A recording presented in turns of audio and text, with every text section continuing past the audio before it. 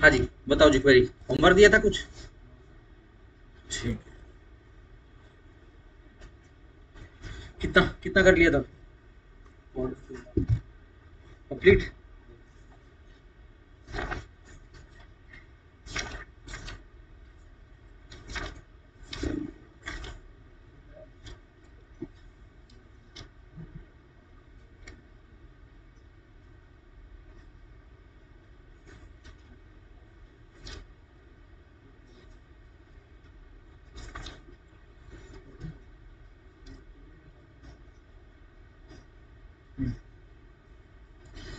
हाँ जी।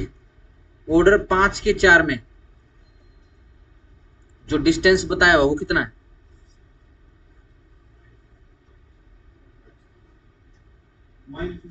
हाँ माइल्स में, हाँ। कितना?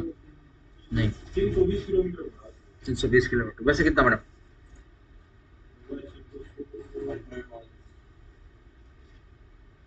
200 माइल्स, ठीक है जी। और वैसे एक तो लोकल एरिया होगा, पूरा बताओ ना। एक तो लोकल एरिया होगा, लोकल जुरिडिक्शन हो गया, उसमें तो बुला सकते हो आप पर्सनल अपीयरेंस के लिए, ठीक है जी। और लोकल जुरिडिक्शन नहीं है, फिर भी एक लिमिट भी तो है। वो कितना?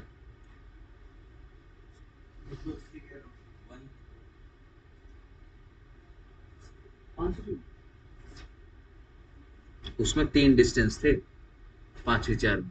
कल आपने पढ़ाई, कल इसमें भी 3 डिस्टेंस है।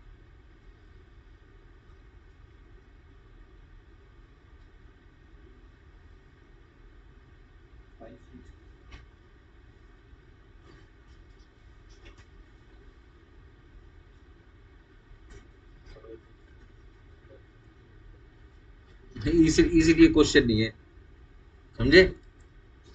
ये पढ़ नहीं रहे।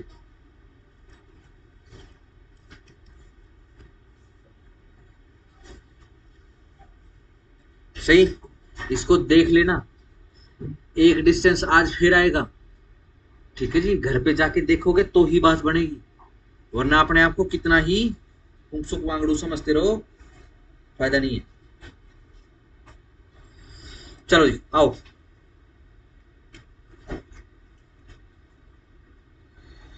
16A।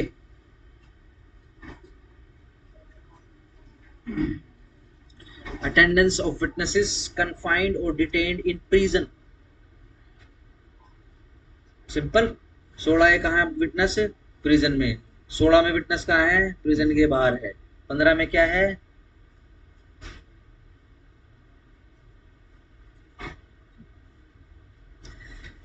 पहली तारीख पे सूट, फर्स्ट हियरिंग पे डिस्पोजल, ठीक है जी।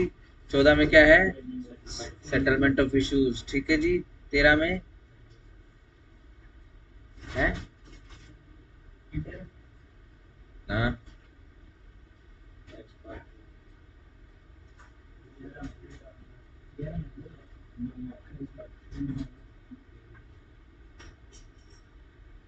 हम्म, 12 एडमिशन, 11 इंटेरोगेटरी, 10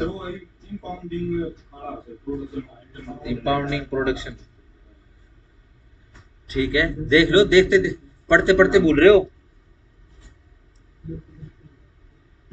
देखो जी। अब देखो, विटनेस कहाँ है? विटनेस है जेल में। अब वो कहाँ से आएगा?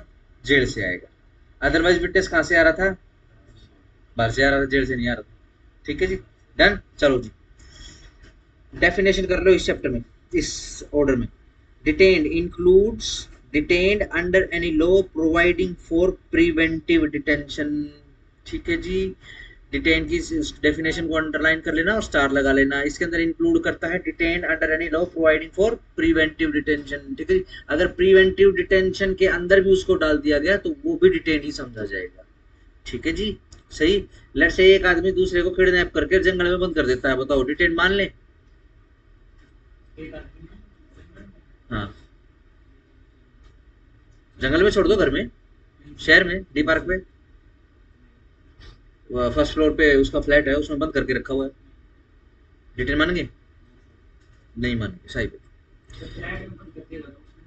ऑफेंस हो जाएगा। अब देखो डेफिनेशन में सिर्फ इतना लिख रहे हैं, इंक्लूड्स डिटेंशन। ऑफेंस की बात नहीं हो रही है, ठीक है ना। रॉन्गफुल डिटेंशन भी होती है, ठीक हो गया ना। Under any law providing for preventive detention, चलो जी, prison includes any place which has been declared by the state government, underline state government, by general or special order to be subsidiary jail, कि वो कौन सी jail है, subsidiary jail है, ठीक है जी। और any reformatory brothel institution or other institution of like nature, ठीक है जी। जेल और सुधार घर है, ठीक है ना, जैसे कि बाल सुधार गृह, ठीक है ना। और जैसे महिलाएं होती हैं उनको बेसिकली डायरेक्ट जेल में नहीं जाते हैं, वो तो पक्की गुंडियां होती हैं जिनको जेल में डालते हैं, अदरवाइज सुधार गृह भी होते हैं उनके भी।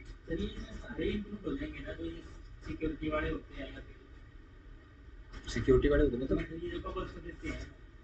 हॉस्टल वगैरह ना, ये प्रिजन नहीं है।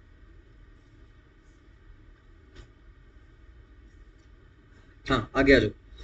To, power to require attendance of prisoners to give evidence, yes, where it appears to a court, जब कोर्ट को अपीयर होता है कि एविडेंस चाहिए किसी बंदे के और वो बंदा कन्फाइंड है या फिर डिटेन्ड है किसी प्रिजन में विद इन द स्टेट, और वो प्रिजन कहाँ है, स्टेट की उसमें बाउंड्री में है, इज मटीरियल इन सूट, ठीक है जी, और उसका आना बहुत जरूरी है। द कोर्ट में मेक एन ऑर्डर, भैया कोर्ट एक ऑर्डर कर दे कि रिक्वायरिंग द ऑफिसर इंचार्ज, जिसके अंदर रिक्वायरमेंट भेजी जाएगी किसको, officer in-charge of the prison यानी जेलर को, टू प्रोड्यूस दैट पर्सन, के भाई प्रोड्यूस कर दे उस बंदे को बिफोर द कोर्ट के सामने, किस लिए, एविडेंस देने के लिए। डन, बिल्कुल सही बात है जी। अगर समन जा रहा है विटनेस को, ठीक है जी, और विटनेस कहाँ है, ये जनरली एसपीएससी में एक समय था ये सवाल आता ही आता था, ठीक है जी। अगर ये समन भेजा जाएगा तो ये समन किसके नाम पे भेजा जाएगा, ये जेलर के नाम पे, ठीक है जी, उसके अंदर उसकी डिटेल आ जाएगी, ठीक है ना, बट ये समन इशू होगा बेसिकली जेलर। परंतु if the distance from the prison to the court house is more than 25 kilometres, अगर रोहतक की कोर्ट से सुनारिया जेल का डिस्टेंस 25 किलोमीटर से ज्यादा है, no such order shall be made, ऐसा कोई भी ऑर्डर नहीं किया जाएगा, unless the court is satisfied that, जब तक कि कोर्ट ये सेटिस्फाई ना हो जाए कि एग्जामिनेशन उस बंदे का, उस पर्सन का on commission will not be adequate, ठीक है जी, ये एडिक्वेट नहीं होगा, ठीक है जी, बुलाना ही पड़ेगा, ठीक है जी। जरा सोच के बताना, रोहतक डिस्ट्रिक्ट कोर्ट से वो सुनारिया जेल, गांव नहीं सुनारिया जेल, कितने कितने किलोमीटर का डिस्टेंस होगा, सोचो। हाँ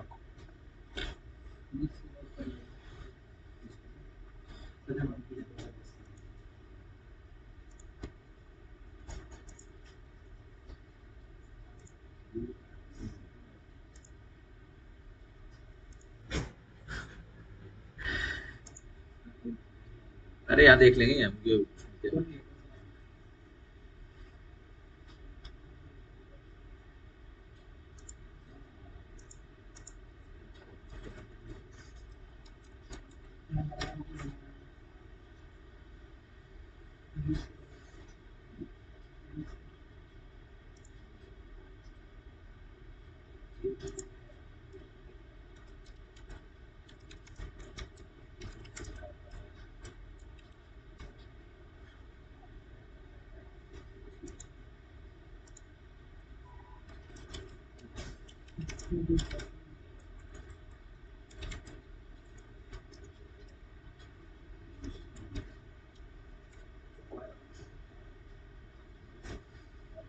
लो भाई 10 किलोमीटर,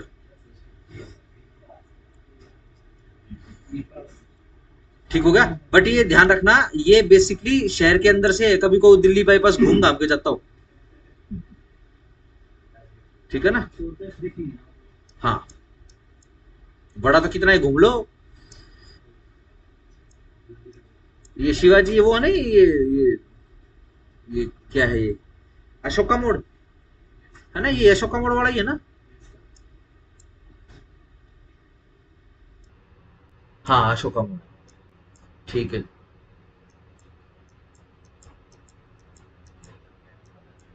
अच्छा ऐसे ऐसे किलोमीटर भी हो जाता है क्या, चलो डन हो गया, बुला लें,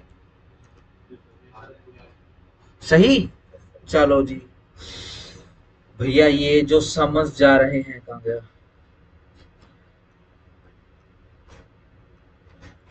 ठीक है जी, ट्रायंगल बना लेना, ट्रायंगल बन चुका है अभी तक।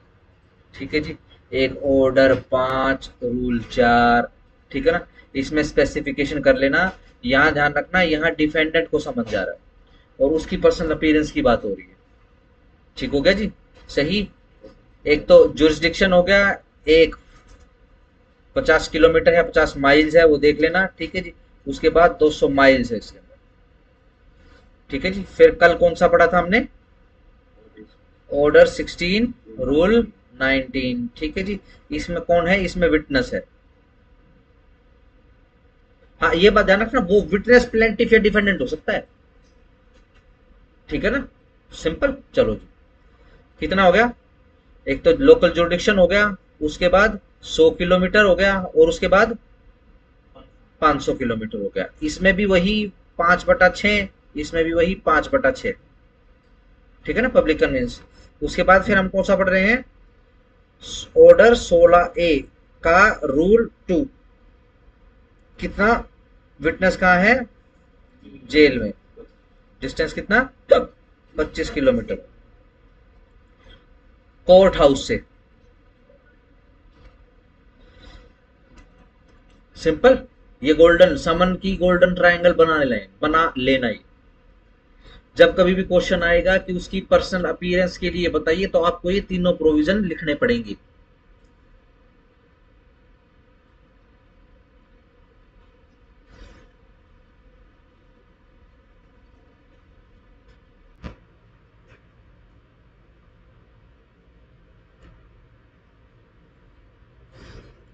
सही। वैसे किसी ने नोट किया है, ये जो, खैर तुम तो नोट करोगे, ये जो कोर्ट के अंदर ये नीली जो बसें आती है जिसके अंदर अपराधी होते हैं, पुलिस वाले उनको लेके आते हैं, कहाँ से आती है, क्या रूट होता है।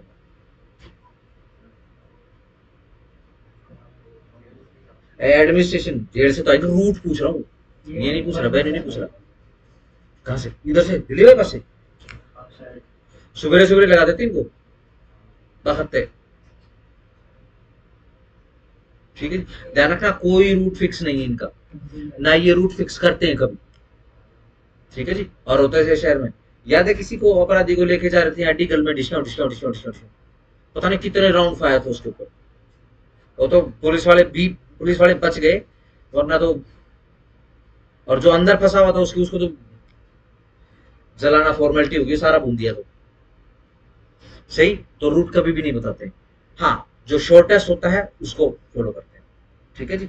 वैसे जनरली कौन सा है, ये अपना अशोक का मोड़ वाला सीधा जजचुंगी, जजचुंगी से फिर सीधा ये अपना मायना वाला। ठीक है जी, मायना वाला से ऊपर चढ़ जाओ, मायना वाले से ऊपर चढ़ जाते हैं। क्या है, कौन सा आउटर रिंग रोड बोल दूं, outer ring road, outer ring road से सीधा, कई बार वहां से सीधा भी आते हैं। ठीक है ना, वो तो चौक जो बना रखा है इन्होंने, सुना जेल जो चौक बनाया हो ना, बढ़िया चौक बनाया हुआ। ठीक है जी, बढ़िया, बस चौक बना दिया। ठीक है ना, लाइटिंग लुइटिंग लगा दी। ठीक है जी, ढाबे ढूबे बना दिए, और भाई थके आ रहे हो, ठीक है जी, दिक्कत ना हो तो बाहर ठेका भी खोल दिया चौक पे। डिस्पेंसरी नहीं है वहां, ठेका खुल गया। ठीक है ना। मैं अभी भिवानी गया था, अभी पीछे से गया था, उधर बारिश हो रही थी, तो मैं फिर उसके ऊपर से चढ़ के गया। मैं बड़ा हैरान हो गया, और भाई साहब सब कुछ बंद पड़ा और ठेका खुला बारिश में।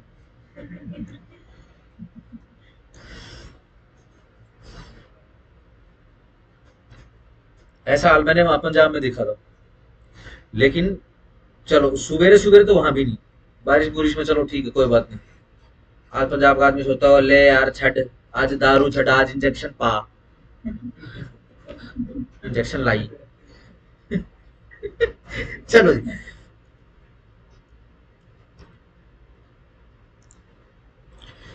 छोड़ दो, बाकी इसमें कुछ नहीं पढ़ना और। ठीक है जी, आ जाओ 17 पे। ठीक है जी, अगेन बहुत इजी है, बस दिक्कत क्या हो रही है, घर पे जाके नहीं उठा रहे हो। ऑर्डर 10 में सीधा एग्जामिनेशन है, कैसे कर लेंगे ऑर्डर 11 में? इंटेरोगेटरीज के थ्रू। ठीक है जी, किस लिए करेंगे? 12 में एडमिशन आ जाएगा। एडमिशन आने के लिए इंपाउंड प्रोडक्शन वगैरह करवाना तो 13 में करवा लेंगे। फिर सेटलमेंट ऑफ इशू करवा लेंगे। सेटलमेंट ऑफ इशू होता हो तो पहली डेट में उड़ा देंगे। ठीक है जी, 16 में विटनेसेस, अगर नहीं उड़ेगा तो फिर 16 में विटनेसेस को बुला लेंगे। ठीक है जी, अगर जेड़ में होगा तो फिर जेड़ में से बुला लेंगे। ये जेड़ में से भी नहीं आ सकता तो 17 में एडजर्न कर देंगे, उनकी अपीयरेंस करवाने के लिए उनको एडजर्न कर देंगे। ठीक है जी, कई प्रोविजन पे स्टार लगाना पड़ेगा इसमें। आ जाओ। कोर्ट में grant time and adjourn hearing. सही, एडजर्न का मतलब समझ गए ना? वैसे तारीख दे देना, ठीक है ना, नेक्स्ट डेट दे देना। जितने भी आप प्रोविजन आपने पढ़े होंगे, जो पुराने बच्चे हैं जिन्होंने जितने भी प्रोविजन, जितने भी बेयर एक्ट पढ़े होंगे, सब में ये लिखा हुआ है कि डे टू डे चलेगी। ठीक है जी, बट हमारे देश में पॉसिबल तो नहीं है। ठीक है ना, इसी कारण से हर बेयर एक्ट में क्या लैंग्वेज लिखी हुई है कि देखो जी, वैसे तो प्रोसीडिंग डे टू डे चलेगी।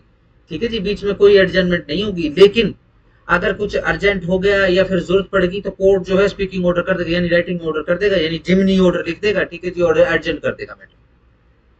ठीक है जी, सिंपल। सीपीसी में भी यही रूल है कि आपको डे टू डे प्रोसीडिंग चलानी है। ठीक है जी, जब तक कि यह करना जरूरी ना हो, क्या एडजर्न करना जरूरी ना हो। ठीक हो गया? हमारे देश की व्यथा आप तो समझ ही गए होंगे। ठीक है जी, रोहतक जैसे एक छोटे से स्टेशन का ये हाल है। ठीक है जी, जरा एक बार सोच के देखो, जरा इमेजिन करके देखो, 30,000 कोर्ट का क्या हाल होगा। 30,000 कोर्ट में तो जेएमआईसी की कोर्ट 100+ है।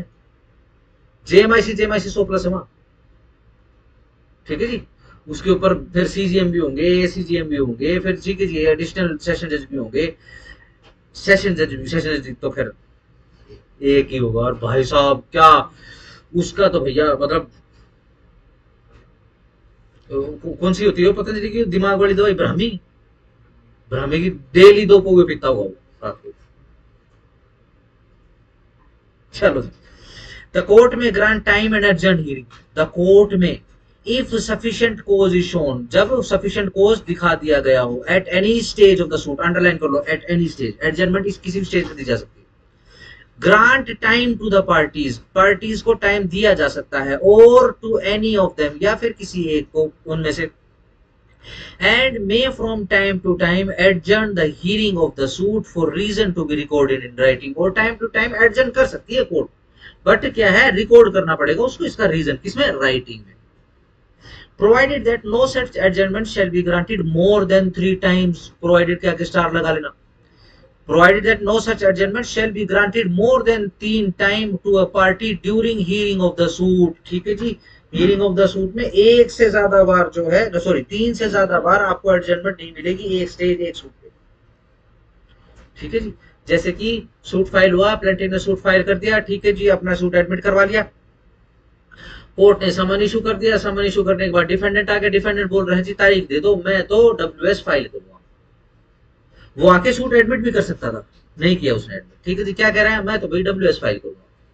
कर ले भाई, ठीक है जी, तारीख दे दी, 1 जनवरी की तारीख दे दी, पहली तारीख लग चुकी। ठीक है जी, 1 जनवरी को आता है जी, ऐसे हो गया वैसे हो गया, मैं तो नहीं बना पाया। ठीक है ना, मेरा वकील बीमार हो गया या जो कुछ भी था, वकील भी आ गया जी, मेरी गलती है, मैं नहीं बना पाया, नेक्स्ट डेट को। ठीक है, 1 फरवरी की डेट लगा दी। ठीक है जी, डन हो गया। लगी 1 फरवरी की डेट, 1 फरवरी को एडवोकेट आ जाता है जी, नहीं बना पाया जी, इमरजेंसी होगी, ये हो गया वो हो गया। ठीक है जी, 1 मार्च, अब 1 मार्च पे आया। ठीक है जी, नहीं बना पाया, तो यहाँ पे तारीख खत्म हो चुकी है। ठीक हो गया, एक स्टेज पे 3 बार से ज्यादा का मौका नहीं दिया जाएगा, यानी एडजर्न करना पड़ रहा है। नंबर 1 एडजर्न तो करना ही नहीं है, अगर सफिशिएंट को एक स्टेज। ठीक है ना, नंबर 1 एडजर्न तो करना ही नहीं है। जनरल रूल क्या है कि एडजर्न नहीं करना है। आज डब्ल्यूएस की डेट है, एडजर्नमेंट नहीं है, और यही काम करने के लिए एडजर्नमेंट दे क्या? ठीक हो गया, कोई बात नहीं है, सुबह सुबह आ गया ना एडवोकेट, तो नहीं बनाया ना, कोई बात नहीं, बैठ के बना ले। नहीं जी, आज तो मेरी तारीख है, आज तो मैंने 3 जो है क्रॉस रिकॉर्ड करवाने हैं, फलानी डेट में फलानी डेट में। फिर जज साहब होते क्यों, ये वाला केस इंपॉर्टेंट नहीं है क्या वकील साहब? कोई बात नहीं, जाने दो फिर, इस केस को इंपॉर्टेंट नहीं है तो आप अपने क्रॉस एग्जामिनेशन करवा लो, आपके क्लाइंट को हम संभाल लेंगे। सही, अगर सफिशिएंट रीजन है तो ही एडजमेंट मिलेगी, और सफिशिएंट रीजन है तो भी 3 बार से ज्यादा एडजमेंट नहीं मिलेगी। ठीक हो गया? ध्यान रखो, ये वाला मेन प्रोविजन जो प्रोविजन आपको पढ़ाया है, ठीक है जी, वो पढ़ा चुका हूं मैं आपको पहले भी,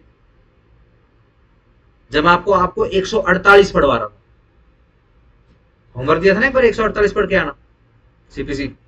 चलो, cost of the adjournment in every suit, in every such case the court shall fix a day for the further hearing of the suit and shall make such order as to cost occasioned by the adjournment or such higher cost as the court deems fit। ठीक है जी, अगर hearing करने के लिए adjourn करना पड़ गया है, ठीक है जी, और एडजर्नमेंट जो है कोर्ट तैयार नहीं है, ठीक है जी, ये दिल्ली में बड़ा फॉलो होता है, ठीक है जी, क्योंकि दिल्ली में देखो जुडिशरी के ऊपर जितना प्रेशर रहता है, ठीक है जी, देश के किसी भी स्टेट की जुडिशरी में इतना प्रेशर नहीं होता। ठीक हो गया? थोड़ा बहुत प्रेशर अपना यूं लगा लो कि अगर हरियाणा की बात करोगे और पंजाब की बात करोगे तो चंडीगढ़ डिस्ट्रिक्ट कोर्ट में है, पंचकुला डिस्ट्रिक्ट कोर्ट में है, ऐसे ही पटियाला डिस्ट्रिक्ट कोर्ट में है। ठीक है जी, क्यों? हाई कोर्ट नजदीक है, अगर यहाँ नहीं करेंगे तो फटाफट हाई कोर्ट भाग जाते हैं। ठीक है जी, बट दिल्ली का क्या करोगे? हाई कोर्ट भी वही है, सुप्रीम कोर्ट भी वही है, सही, तो प्रेशर थोड़ा सा ज्यादा होता, वहां पे वो चलता है कि जी एक प्लीज आप 1 तारीख दे दीजिए जी, आप यकीन कीजिए मैंने तो इवन मेडिकल के डॉक्यूमेंट भी लगा दिए। नहीं नहीं नहीं नहीं, कोई बात नहीं, तारीख की जरूरत नहीं, आप आज तो आए हुए, कम से कम आज बना दो, मेरे को दे दो, शाम तक दे दो, आप मैं यही बैठा हूँ, कोई बात नहीं। ठीक है जी, अगर लेना है, ठीक है जी, तो फिर कोर्ट को फटाक से आइडिया देते, कोई बात नहीं जी, आप कोस्ट लगा दो, मैं कोस्ट बियर करने के लिए तैयार। ठीक है जी, सही, आप कोस्ट लगाने से बेसिक अगेन ध्यान रखना, कोर्ट का कोई फायदा नहीं है कोस्ट कुछ का, ठीक है ना। हाँ, पर डीएलएसए का खजाना थोड़ा सा बढ़ जाता है, ठीक है ना। मान लो कोई गरीब गुरबा है जिसके पास एडवोकेट हायर करने की फीस वगैरह नहीं है, तो अपने आप को प्रॉपर डिक्लेयर करवा लेगा और डीएलएसए से जो है फ्री में एडवोकेट ले लेगा। बट ध्यान रखना, वो एडवोकेट डीएलएसए से अपनी फीस लेगा, कम ज्यादा नहीं, ठीक है, जो स्टेट डिसाइड करेगा वही फीस लेगा। हाँ, उस क्लाइंट को नहीं देनी पड़ेगी बेचारे। ठीक हो गया? चलो, provided that when the hearing of the suit has commenced it shall be continued from day to day। Underline कर लेना, यह बता दिया गया, आपको बता दिया जाता है कि भैया डे टू डे चलेगा। until all the witnesses in attendance have been examined, जब तक सारे के सारे विटनेस जो अटेंडेंस में हैं, जो खड़े हैं विटनेस, सबको बेसिकली एग्जामिना कर दिया जाए। unless the court finds that for exceptional reasons to be recorded by it the adjournment of the hearing beyond the following day is necessary।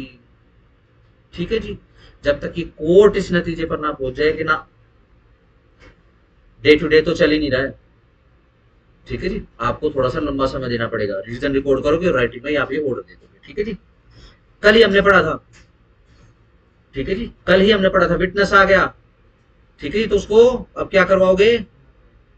सुनना पड़ेगा। ठीक है जी, अगर उसको 1 दिन से ज्यादा के लिए रुकना पड़ गया तो फिर क्या प्रोविजन है? खर्चा प्रोवाइड कराना पड़ेगा। किसके खर्चे पे? किसका खर्चा?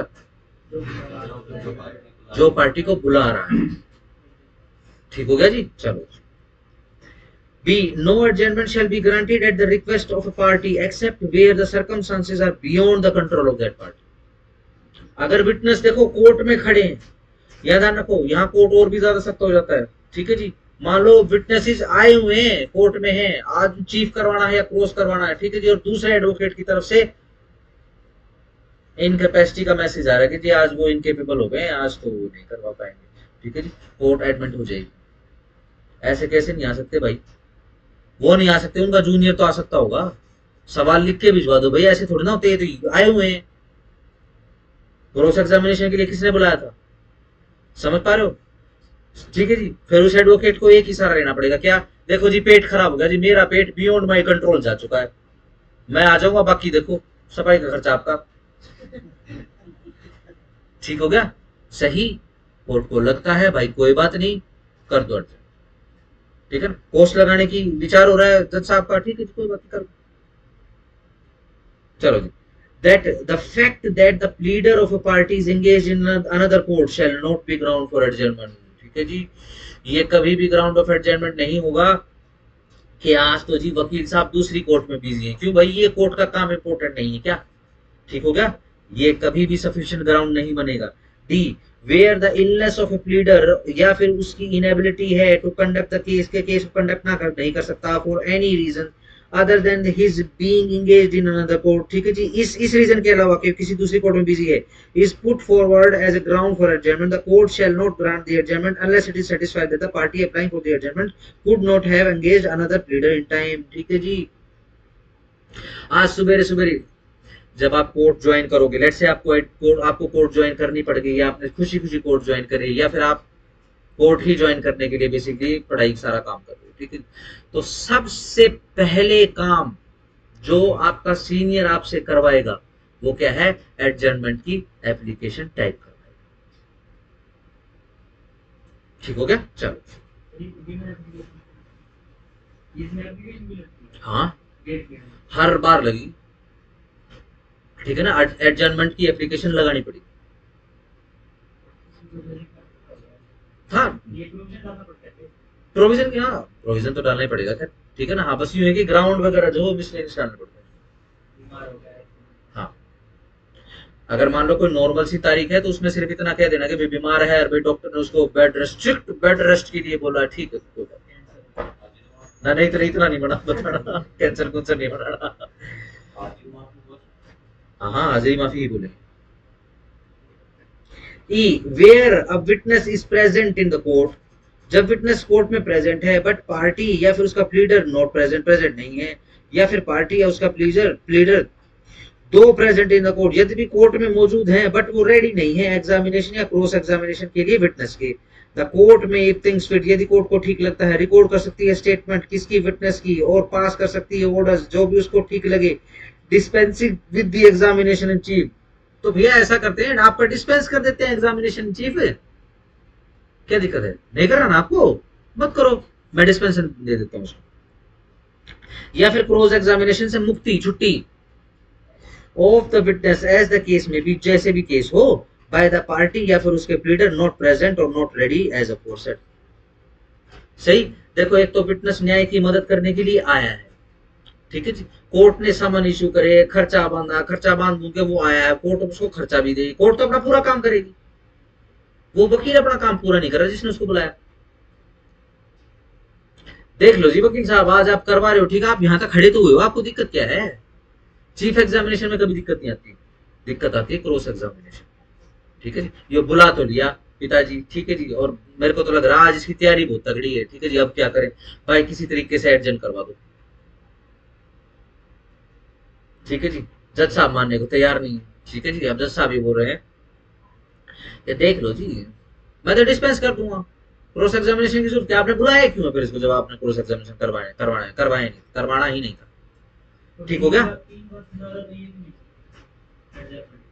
अगर विटनेस प्रेजेंट है, कोर्ट में आ चुका है, तो एक दिन की एडजर्नमेंट नहीं मिलेगी, 3 तो छोड़ दो, ठीक है ना, क्योंकि अगेन जितने दिन वो कोर्ट की सहायता न्याय की मदद के लिए रहेगा उसका खर्चा बंधेगा। एक बार विटनेस ये बोल दिया कि क्या, विटनेस अगर ये बोल दे जज साहब को, जज साहब आपकी चलती नहीं आपकी कोर्ट में, बताओ मेरे को 3 दिन हो गए, मेरा क्रॉस एग्जामिनेशन नहीं हो रहा है जी, आपकी कोई सुनता ही नहीं है, ठीक है जी, आपका वो कहाँ है, वो नथोड़ा कहाँ है, चला लो उसको, ऑर्डर 2 मार लो, ठीक हो गया, डन हो गया। तो अगेन ये अप्रोप्रिएट और ये अच्छी बात नहीं कोर्ट के लिए, सिंपल हो गया। तो जनरली देखो कोर्ट जो है अगर प्रेजेंट है, विटनेस कोर्ट के अंदर खड़ा है, तो भैया इसका तो जो भी इसकी हियरिंग है वो होना पड़ेगा, आज फ्री करेंगे इसको, क्योंकि फिर से वही जनरल रूल है, डे टू डे चलेगी, और फिर से वही रूल है, डे टू डे तो छोड़ दो, एडजर्नमेंट ही नहीं होगी, कुछ भी हो, ठीक है ना। एक ही रीजन चल सकता है, कोई ऐसी दिक्कत होगी जो beyond the control of all pleader और पार्टी, अगर वो है तो, ठीक है जी। ये तो कह रहे हैं कि प्रेजेंट है वो एडवोकेट, वो पार्टी भी प्रेजेंट है कोर्ट के अंदर, ठीक है जी, फिर भी नहीं कर रहे हैं, फिर क्या करें, पोस्ट पकड़ें, बोलो आप लोग जजीज हो, ठीक है जी। वो विटनेस खड़ा हो, विटनेस आपकी तरफ देख रहा है, विटनेस आया मोरनी से और वो खड़ा आपको देख रहा है, ठीक है जी, और आपके सामने 10,000 रुपए की कोस्ट रख दी है, वैसे वो नहीं रखेगा, आप ही डिसाइड करोगे इसमें, ठीक है ना, पोस्ट हमेशा जज साहब डिसाइड करते हैं, बताओ क्या लगता है? नहीं करेंगे। खर्चे की बात नहीं है, विटनेस की भी तो लाइफ है, विटनेस की भी तो जिंदगी है, वो बेचारा कहीं पर नौकरी करता होगा आके ना। जरूरी थोड़ा ना है कि वो बैंक के कर्मचारी विटनेस बन के आएंगे। कोई बेचारा प्राइवेट इंडिविजुअल जो प्राइवेट धंधा करता है, कहीं पे प्राइवेट जॉब वगैरह करता है, गई उसकी तो तनख्वाह। ठीक है जी। उसका बॉस थोड़ा ना सुनेगा 3 दिन हो गए कहाँ है, ऐसा ऐसी कौन सी कोर्ट है। ठीक है। सही। लेट्स से कोर्ट के साइड में खड़ा है और स्पीकर ऑन करके सुन रहा है, और वो जज साहब को सुना रहा है। ऐसा कौन सा जज है जिसकी कुछ बस की नहीं है, बताओ। इसने बेरखी नहीं पड़े। समझ पा रहे हो ना? सही। देखो किसी भी स्टेज के ऊपर नॉर्मली नॉर्मली बेसिकली क्या है कि एडजर्नमेंट नहीं मिलेगी, डे टू डे प्रोसीडिंग चलेगी। अगर जरूरी है कि भाई एक दिन में नहीं हो सकता है तो भाई कोई बात नहीं, कर दो। एक स्टेज के ऊपर 3 बार से ज्यादा आपको एडजर्नमेंट नहीं मिलेगी। ठीक है जी। उसके बाद जब हम विटनेस की बात करते हैं, अगर विटनेस लाइन में खड़ा, क्योंकि ऐसा थोड़ी ना है कि भाई हर केस के अंदर एक ही विटनेस आए, एक केस के अंदर एक साथ 3 विटनेस आ गए तो मुश्किल हो जाएगी उस दिन। ठीक हो गया? सही। आजकल तो जो जो ये लिखते हैं एग्जामिनेशन जो रिकॉर्ड करते हैं, जूनियर्स की ड्यूटी लगा देते हैं। ठीक है जी। जिनकी राइटिंग अच्छी होती है, वो नहीं जिनकी राइटिंग सुबह अल्लाह हो। ठीक है जी। वो अपनी राइटिंग खुद ही ना समझ पाए। ठीक है जी। जो ले रिफ्रेश कर ले अपने माइंड को, तो मेरा माइंड तो और खराब हो गया इतनी इतनी बढ़िया राइटिंग देख के। जिनकी राइटिंग अच्छी होती है उन जूनियर्स को वो जो है काम दे देते हैं। पता नहीं कितना एक एग्जामिनेशन के 200 या 300 रुपए मिलते हैं। ठीक है ना, इधर 300 है। ठीक है जी। दिल्ली में अच्छा रेट और। ठीक है जी। लेकिन वही बात है, एक एग्जामिनेशन हो 15 पेज का तो गया पूरा दिन हाथ यूं रहेगा। ठीक हो गया? चलो जी। अगर विटनेस आ गया हो तो भाई कोई एडजमेंट नहीं है। एडजमेंट सिर्फ एक कारण से मिलेगी, कोई ऐसा रीजन आ चुका है, कोई ऐसी इमरजेंसी आ चुकी है जो beyond the control of the parties है। ठीक है जी। सीधी सिंपल सी बात है। सिंपल बस सीधी सी बात। आ जाओ आगे। तो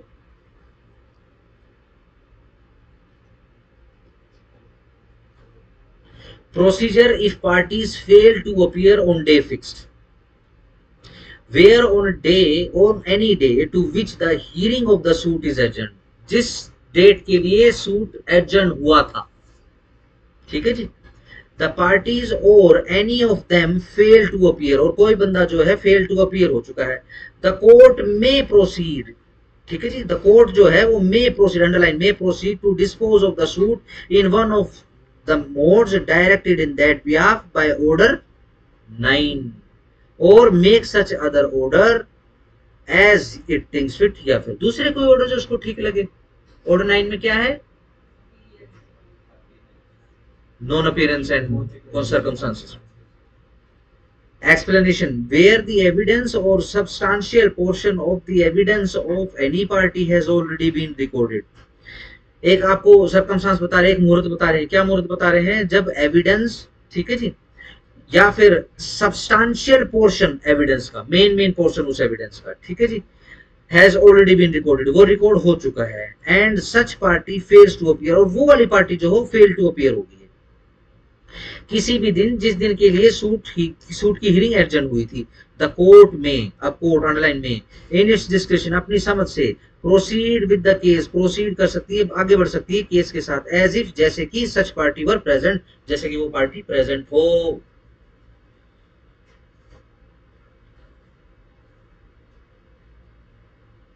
सही।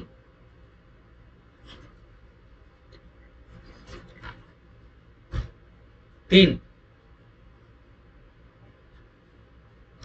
कोर्ट में proceed notwithstanding either party fails to produce evidence. बिल्कुल सही बात है जी। जब किसी भी पार्टी ने कोई भी एविडेंस प्रोड्यूस ही नहीं किया तो फिर क्या करेंगे? आगे बढ़ जाएंगे। Where any party to a suit to whom time has been granted fails to produce his evidence or to cause attendance of his witnesses or to perform any other act necessary to the further progress of the suit for which time has been allowed, the court may, notwithstanding such default, if the parties are present, proceed to decide the suit forthwith. ठीक है जी। If the parties are or any of them is absent, proceed under rule 2। सिर्फ evidence नहीं है, यदि party present है तो भाई साहब सूट को आगे बढ़ा दो, अगर पार्टी एब्सेंट है तो रूल 2 के हिसाब से देख लेंगे। रूल 2 में कैसे देखना है? रूल 9 के हिसाब से, सॉरी ऑर्डर 9 के हिसाब से देखना है। ठीक हो गया, सिंपल। 17 में एडजमेंट कितना बढ़िया है, सिर्फ रूल भी 3 है, यानी 3 बार एडजमेंट। ठीक हो गया, सिंपल है। चलो आगे आ जाए। Hearing of the suit and examination of the witnesses. चलो जी, एडजेंट करने की जरूरत नहीं है, एडजेंट नहीं करोगे तो फिर 18 में क्या करोगे, हियरिंग करोगे। चलो जी, नॉर्मल नॉर्मल बताओ, केस आ गया, केस को शुरू करने का दारोमदार किस पे है, केस की प्रोसीडिंग कौन शुरू करेगा, प्लेंटिफ करेगा, बिल्कुल सही। आ जाओ, right to begin. The plaintiff has the right to begin unless the defendant admits the facts alleged by the plaintiff। बिल्कुल सही बात है जी, किसके पास राइट टू बिगिन है, शुरुआत करने का राइट किसके पास है, प्लेंटिफ के पास, जब तक कि डिफेंडेंट एडमिट ना कर ले। लेट्स से डिफेंडेंट एडमिट कर लेगा, ठीक है जी, तो फिर क्या जरूरत है क्या शुरू होने की, नहीं। ठीक है जी, सपोज करो ऐसा केस है, ठीक है जी, प्लेंटिफ और विटनेस दोनों खड़े हैं, ठीक है जी, हियरिंग की बात आ गई है, ठीक है, यानी ये अलम गलम खत्म हो चुका मामला। ठीक है जी, अब क्या है, प्लेंटिफ सांस खींचता है अपनी बोलने के लिए, जैसे ही बोलने वाला होता है डिफेंडेंट बोलता है भाई रुक जाओ, जज साहब किसी आर्गुमेंट की जरूरत नहीं है, आई एडमिट माय केस। ठीक है जी, प्लेंटिफ एडवोकेट, ठीक हो गया, सिंपल। चलो, एंड कंटेंट्स, क्या कंटेंट करता है, that either in point of law या फिर on some additional facts alleged by the defendant the plaintiff is not entitled to any part of the relief which he seeks, in which case the defendant has the right to begin, जिसके पास defendant का right to begin है। ठीक है जी, simple है।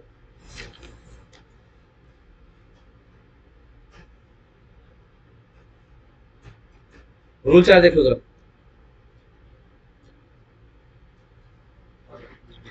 Recording of evidence, छोड़ दो बीच के। In every case the examination chief, underline chief, chief को अंडरलाइन कर लो, of a witness shall be on affidavit, कैसे होगा, एफिडेविट के थ्रू आएगा, यस बिल्कुल सही बात है। और कॉपीज जो हैं इसकी शेल बी सप्लाई करी जाएंगी अपोजिट पार्टी को by the party who calls him for evidence.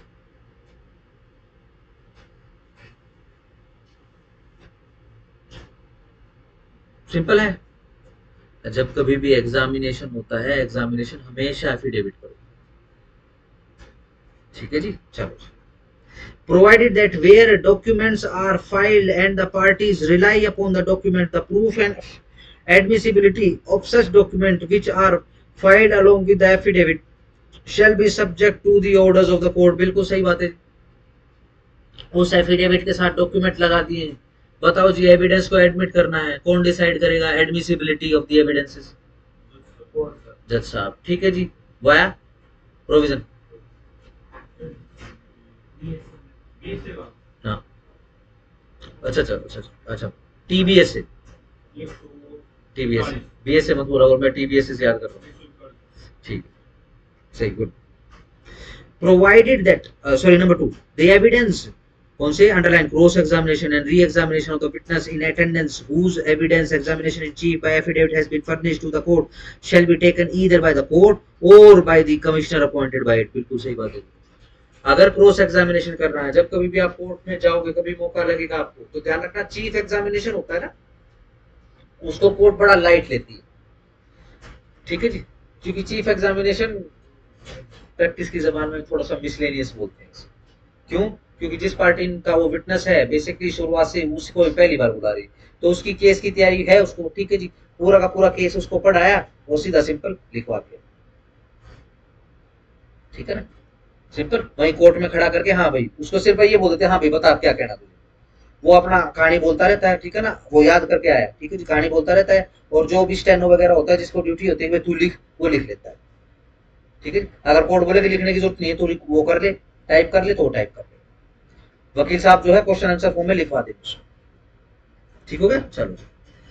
लेकिन अगर क्रॉस एग्जामिनेशन रिकॉर्ड करना है और यदि री एग्जामिनेशन रिकॉर्ड करना है तो जज साहब स्वयं करवाएंगे, जज साहब पेन पेंसिल लेके खुद नहीं लिखेंगे, जज साहब खुद सवाल करेंगे, ठीक है जी, जो भी जवाब देगा उसको टाइप करो। ठीक है जी, ऐसी स्क्रीन लगी होती है उनके, ठीक है जी, 2 स्क्रीन इस तरफ होती है, 2 स्क्रीन इस तरफ होती है, ये सारा का सारा पोर्शन खुला होता है, यहाँ से पार्टी दिखे, पार्टी से आपसे बात होती है, ठीक है, 2 स्क्रीन इधर, 2 स्क्रीन इधर, ठीक है जी, उधर एक स्क्रीन इधर और एक स्क्रीन रीडर की। ठीक है जी, इन स्क्रीनों के पीछे इधर स्टेनो बैठे रहते हैं, 2 स्टेनो इधर होते हैं, ठीक है जी। इधर एक रीडर होता है, रीडर के पीछे प्यादा खड़ा रहता है, स्टेनोस के पीछे एक होता है शॉर्ट हैंड वाला, शॉर्ट हैंड वाला। हाँ जी, आगे आ जाओ। Provided that the court may, while appointing a commission under this sub rule, consider taking into account such relevant factors as it thinks fit। बिल्कुल ठीक बात है। अगर लेट से ये रिकॉर्ड करवाने के लिए, टाइप करवाने के लिए अगर कमिश्नर अपॉइंट करने की जरूरत पड़ रही है तो कोई बात नहीं, जज साहब अपॉइंट कर लेंगे, बट रीजन रिकॉर्ड कर लेंगे जी। काम ही इतना लगा हुआ है, एक दिन में 10-10 क्रॉस एग्जामिनेशन लगे रहते हैं, तो कमिश्नर तो अपॉइंट करना पड़ेगा, मैं तो नहीं करवा सकता। सिंपल हो गया। चलो,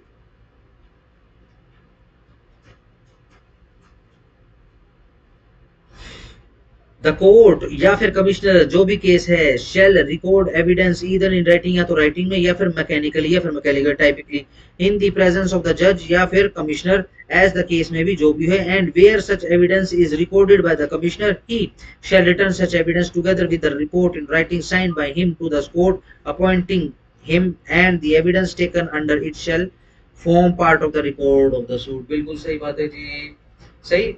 अगर आपको कमिश्नर नहीं समझ में आया तो मैं आपको एक बार दोबारा से बता देता हूँ कमिश्नर्स की क्या पर जरूरत पड़ती है। लेट्स से क्रॉस एग्जामिनेशन करवा रहे हो, ठीक है जी, और जिसका क्रॉस एग्जामिनेशन करवा रहे हो, ठीक है जी, अब वो क्या है, वो आ तो गया है, लेकिन बेसिकली क्या है भाई, कोर्ट में इतनी सीढ़ियां चढ़ के नहीं जा सकता है। आपका कोर्ट है बिल्कुल टॉप फ्लोर पे, आज ये भी नहीं चल रही, क्या बोलते हैं, लिफ्ट वगैरह भी नहीं चल रही है, रैंप वगैरह तो होता है कोर्टों में, ऐसा ही है, ठीक है जी। उसमें तो वो बेचारा व्हील चेयर लेके चलेगा, कम फुटेगा और ज्यादा फुट के आएगा, ठीक है जी। तो अब क्या है, क्या करें, उसको जबरदस्ती बुलाएं, या फिर कोर्ट से एक कमिश्नर अपॉइंट करवा ले, लोकल कमिश्नर अपॉइंट कर ले, उसको क्वेश्चनियर दे दें, उसको बोले भाई नीचे चला जा, या फिर वो पड़ोस के उसमें रेस्ट हाउस में है, या फिर वो पीजीआई में इमरजेंसी में बेड के ऊपर चला जा वहां पे, ठीक है जी, और क्वेश्चन आंसर फॉर्म में लिखवा ला, ये क्वेश्चन है, ये क्वेश्चन बता दिए उसको, और जो वो उत्तर दे वो लिखवा के लेके, ठीक होगा। कर सकते हैं, हाँ बिल्कुल कर सकते हैं। इनको क्या बोलते हैं, लोकल कमीशन, किसके लिए, एग्जामिनेशन, क्रॉस एग्जामिनेशन करवाने के लिए। नंबर 4, द कमिश्नर में रिकॉर्ड, ये करवा दिया क्या, material respecting the demeanour of any witness file under the examination, same provision BNSS में भी पड़ा था, ठीक है ना, वो देख लेना जाके।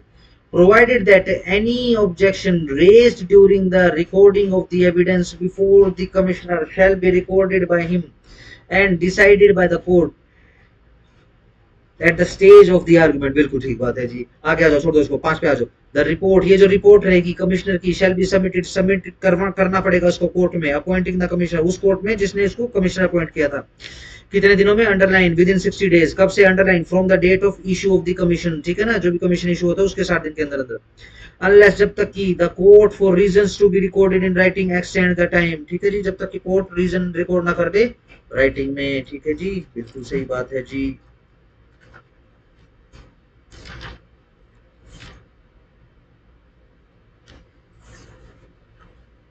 रूल 11 निकालो।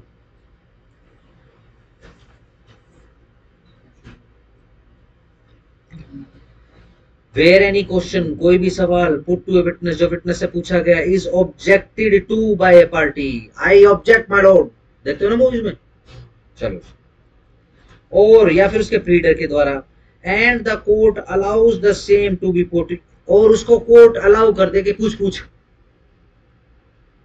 the judge shall take down the question, ठीक है जी, जज क्या करेगा, टेक डाउन कर देगा क्वेश्चन को, ठीक है जी, the answer, और यदि जवाब है तो आंसर को, the objection and the name of the person making it, ठीक है जी, it together with the decision of the court thereon। बिल्कुल सही बात है। अब सीधी सिंपल सी बात है, कोर्ट में कौन सा सवाल पूछा जाएगा और कौन सा सवाल नहीं पूछा जाएगा, ये कोर्ट डिसाइड करेगा, जज साहब डिसाइड करेंगे। इस प्रोविजन में, टीबीएसए में, ठीक है जी, भूल गए, scandalous question, unnecessary question, irrelevant question, नहीं 151 तो पुराने वाले का था, ये इधर ही है, इधर ही है, ये 151, 53, 54, 55 ऐसे ही, 168, 168 में तो आगे खत्म ही हो जाएगा। ये स्कैंडलस क्वेश्चन, ठीक हो गया जी।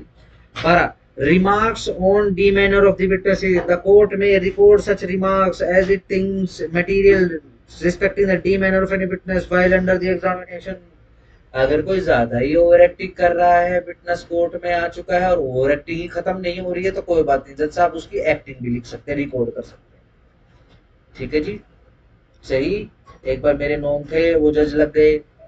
ठीक है जी, जज लग गए तो उनकी हरियाणा में पश्चिम की तरफ, ठीक है ना, मैं किसी का नाम नहीं लूंगा, अब नाम लेना सेफ नहीं है, थोड़ी यूट्यूब पे भी जाने लगी। ठीक है, मैं नाम नहीं लूंगा। ठीक है, पश्चिम के जिले थे अपने, ठीक है ना, सही, पश्चिम, मोस्ट पश्चिम, समझ रहे हो ना, उससे जो इधर है। एक समय एक समय सबसे बड़ा जिला होता था, भिवानी से बड़ा जिला होता था एक समय। ठीक है ना, हाँ हाँ हाँ, जियोग्राफी, हाँ चलो छोड़ जाना, चलो जाना। तो हुआ क्या है, उस समय के एक महान लीडर होते थे, ठीक है जी, उनका कोई गुर्गा, ठीक है जी, उसको पकड़ लिया। पकड़ने के बाद अब जो है कोर्ट में पेश कर दिया। ठीक है जी, अब वो जज साहब बैठे हुए ऐसे चेयर पे, ठीक है जी, वो इधर से यूं कोर्ट में यूं करके आ रहा है, ये कटघरा होता है। ठीक है जी, वो क्रॉस करके इधर नहीं लेके आते, इधर लेके आते हैं। जज साहब थोड़ी ज्यादा नजदीकियां बढ़ जाए जज साहब से।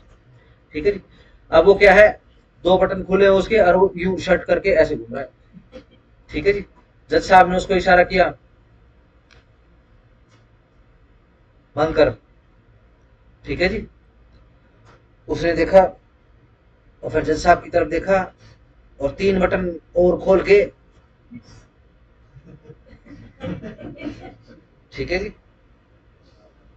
जज साहब ने पेन उठाया, रिकॉर्ड करा, या फिर स्टेनो को बुलाया, 2 लाइनें टाइप करवाई कि जब ये अंदर घुसा है, ठीक है जी, जज ने इसको बोला है कि जो मैनर है, जो अच्छे मैनर में आके खड़ा हो, ठीक है जी, आज तेरा विटनेस है, ठीक है जी, लेकिन इसने नाफरमानी कर दी है, मैंने इसको बटन बंद करने के लिए बोला, अब इसने सारी बटन खोल दिया और शर्टलेस होके बैठ खड़ा हो गया है। ठीक है जी, मैं इसको वापस भेज रहा हूँ। ठीक है जी, जज साहब ने पुलिस वालों को बोला कि इसको ले जाओ और अगली बार इसका एक भी बटन खुला मिल गया, ठीक है ना, तो राजशाही निकाल दूंगा मैं इससे। ठीक है ना, राजशाही निकाल दूंगा, मतलब राजशाही निकल जाएगी, इसका मतलब ये है इसको थोड़ा ढंग से लेके आना, नौकरी तुम्हारी खतरे पे, इसकी नौकरी नहीं जाएगी। ठीक है जी, जज साहब ने जो जो पुलिस वाले थे उनके खिलाफ कुछ भी रिकॉर्ड नहीं किया, इनके पास पावर होती है जजेस के पास, लेकिन उनके लिए कुछ भी रिकॉर्ड नहीं किया है। ठीक है जी, फिर मैंने पूछा जी फिर क्या हुआ जी, बोले फिर क्या हुआ, महीने 1.5 महीने के बाद फिर से तारीख लगी, इस बार बस टाई नहीं पहनी थी, ऊपर का ये वाला बटन भी बंद था उसमें। ठीक है जी, बिल्कुल सही मैनर में था, उसने एक बार भी मेरे को ऊपर, मतलब ऊपर मुंह उठा के नहीं देखा। मैंने उससे पूछा हाँ भाई क्या रहा, उसने बस हाथ जोड़ा ऐसे और बोला जी माफ कर दो, और मैंने आगे उसका रिकॉर्ड जो भी क्रॉस वगैरह था या स्टेटमेंट वगैरह थी, बेसिकली 313 की स्टेटमेंट के लिए आया था वो। ठीक है जी, एक तो उसकी मदद कर रहे 313 की स्टेटमेंट में बुला के उसको। ठीक है जी, अब तो खैर बीएनएसएस में तो अलग रूल है, ठीक है ना, 351 है, ऐसे नहीं होता। आपको अपनी जान प्यारी है, सुनो, है जान प्यारी, एक उंगली काट के दे दो, ऐसे नहीं होता है, ऐसे कैसे सोच लेते हो।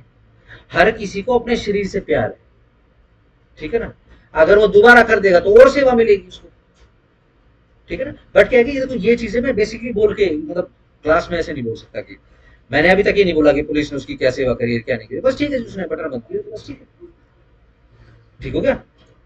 कोर्ट अगर रिकॉर्ड कर लेगा मैंने, ठीक है, थोड़ा सा लिंक में सोचा करो, कोई सनी देओल नहीं है, और सनी देओल भी फिल्मों में ही सनी देओल है। ठीक है, बाहर उसको भी दर्द होता है। ठीक हो गया ना, वो पता नहीं मैं कौन सा मैं वो देख रहा था, वो कौन सा आता है वो, कपिल कपिल कपिल कपिल शर्मा को, उसमें को भैया में बहुत ताकत है, भैया ने ऐसे मुक्का मारा, गाड़ी में चीठा टूट गया। अबे यार तू ये घुगुना, ये स्टूडियो की नकली गाड़ियां ले गए घर पे, हाथ टूट जाएगा, इतना मोटा शीशा होता है, कितने एमएम का, और प्लास्टिक का शीशा तो होता ही नहीं, वो तो फाइबर होता है। और चलो ठीक है, इनको आदत है वो करते। क्या सनी देओल सच में कर सकता है क्या पाकिस्तान में जाके, है कोई और 15 लड़के लगा देगी उसके। ठीक है जी, कितनी आर्मी लगती है। और देखा ये इंडिया पाकिस्तान का मैच है, किस तरीके की हरकतें करते हैं पाकिस्तान। ये सारा मुल्क दीदियों से भरा पड़ा है। ठीक है ना, उनको क्या लगता है एक तारा चले, तारा क्या धागे उधेड़ देंगे उसके। ठीक है जी, जहलों का मुल्क है। लेकिन क्या है, चलो ठीक है, बना रखा है वो। बट अगेन अपने अपने कंसाइंस के ऊपर फर्क मत डालो, फिल्मी फिल्मी अलग होते हैं। ठीक है ना। वो तो तुमने सनी देओल देखा, तुमने मिथुन की फिल्म तो देखी नहीं। मैंने देखी भाई साहब। भूल जाओगे सनी देओल, भूल जाओगे बेबी, तुम सब भूल जाओगे। ठीक है जी, तुम चाइनीज मूवी भूल जाओगे, ब्रूस ली, खरुचली या जो भी है सब कुछ भूल जाओगे। ठीक है जी। अगले को पता नहीं अपनी टाई टांगनी थी, अब कोट टांगना था, उसने क्या करा, यूं मारा उसमें दीवार में, यूं करके उंगली मारी। ठीक है जी। और लकड़ी डाली, पता नहीं लकड़ी थी या पता नहीं सिगार था क्या था भाई, उसका तो स्वैग ही अलग था। वो लकड़ी डालता है, कोट निकाल के उस पर टांगता है, फिर गुंडों की पिटाई करता है। और गोली लेके साइकिल के फ्रेम के पीछे जो ओपन होता है उसके पीछे छुप के गोली मार देता हूँ, और उसमें एक भी गोली नहीं लगती। ठीक है, तो फिल्म ही छोड़ दो, इतना बुरा हाल है। एक बार इस मामले में सलमान खान सही है। ठीक है, वो एकदम सही बताता है, बोला कि मैं राजस्थान में चले गए फिल्म की शूटिंग करने के लिए। ठीक है जी। हुआ क्या, अब गांव वाले आ गए और बोला कि थोड़ी देर में फिर वो गाने बजाने की शूटिंग थी, तो वहां पे लेडीज वगैरह खड़ी थी, तो गांव वाले विरोध करे, बोले ये क्या है, ये क्या ढंग के कपड़े पहना। ठीक है जी। बोला कि वहां तो हम फिल्मी थे, सारे स्टार थे हम तो। ठीक है जी। हम वो अकड़ के खड़े हो गए। ठीक है जी। हम बोले हम तो आवाज कर रहे हैं विशुम, और दूर से हाथ निकाल रहे हैं। बोले इतनी देर में तो हमने 2-4 विशुम बोला है, गांव वालों ने हमारी सोड़ सी बदली। ठीक है जी। 5-5 8-8 लीन पड़े हुए हैं। ठीक है जी। और टाके लग रहे हैं उनको। बोले ये जो रियलिटी है वो कहीं ज्यादा प्रैक्टिकल है। ठीक है ना, ऐसे नहीं होता, सबको अपनी जान प्यारी होती है। हाँ जी। Power of court to inspect 18, rule 18।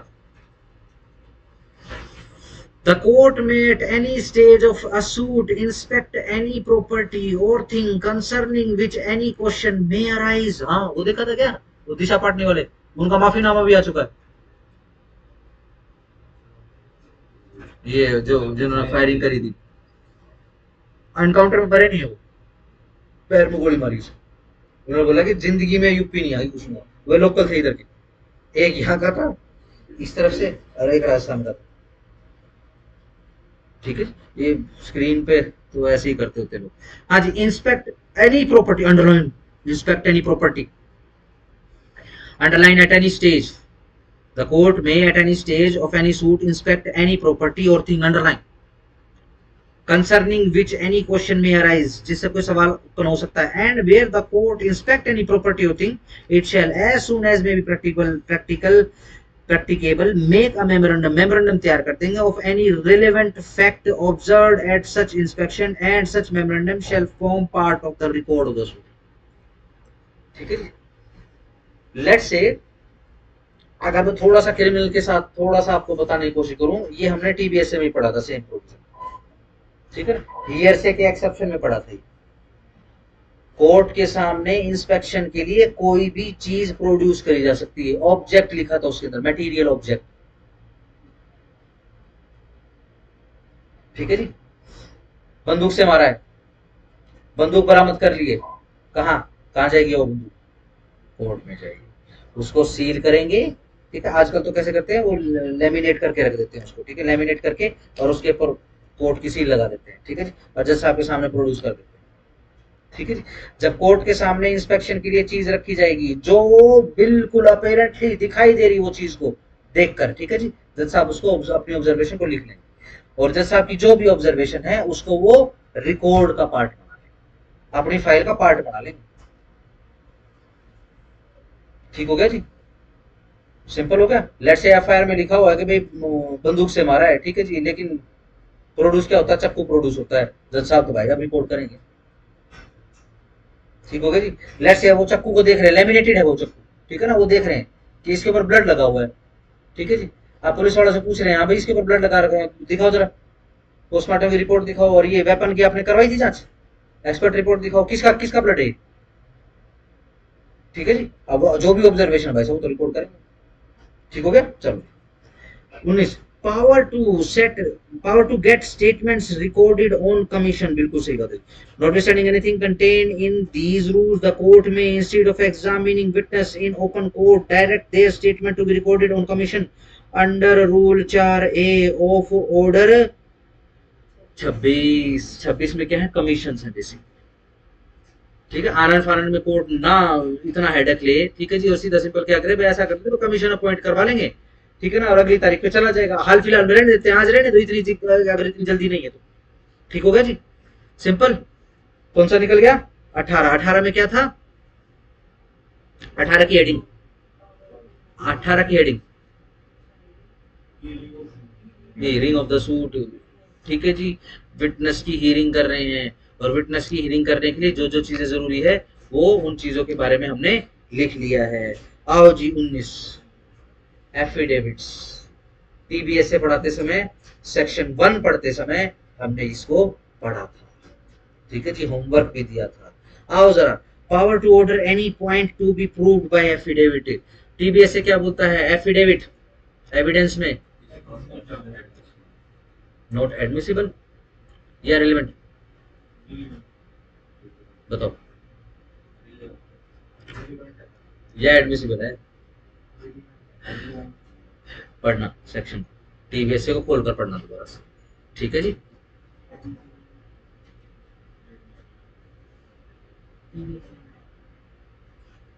ठीक है जी।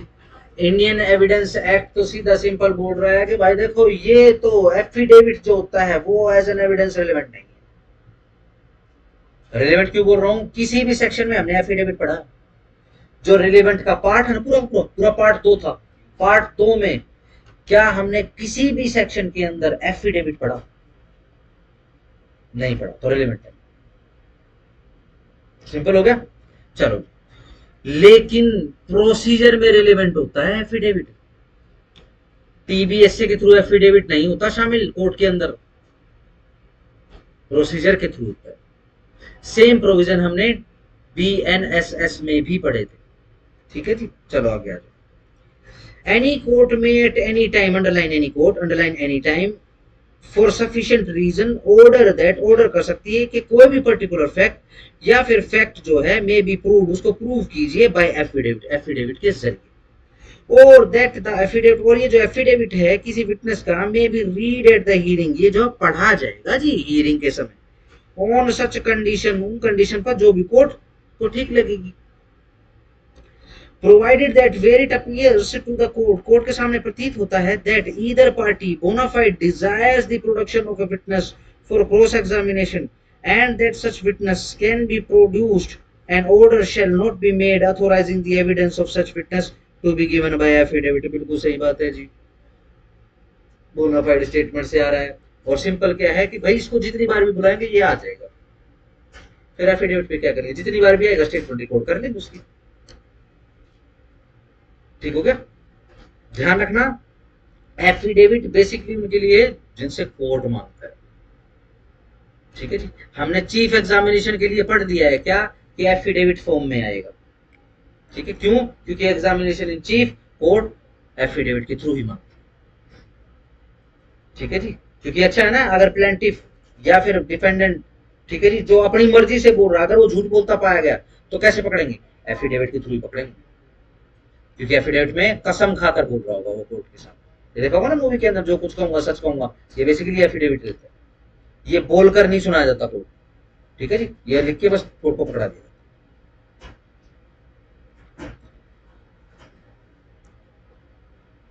हाँ जी, number 3, matters to which affidavit shall be confined, affidavit shall be confined to such facts, ठीक है जी।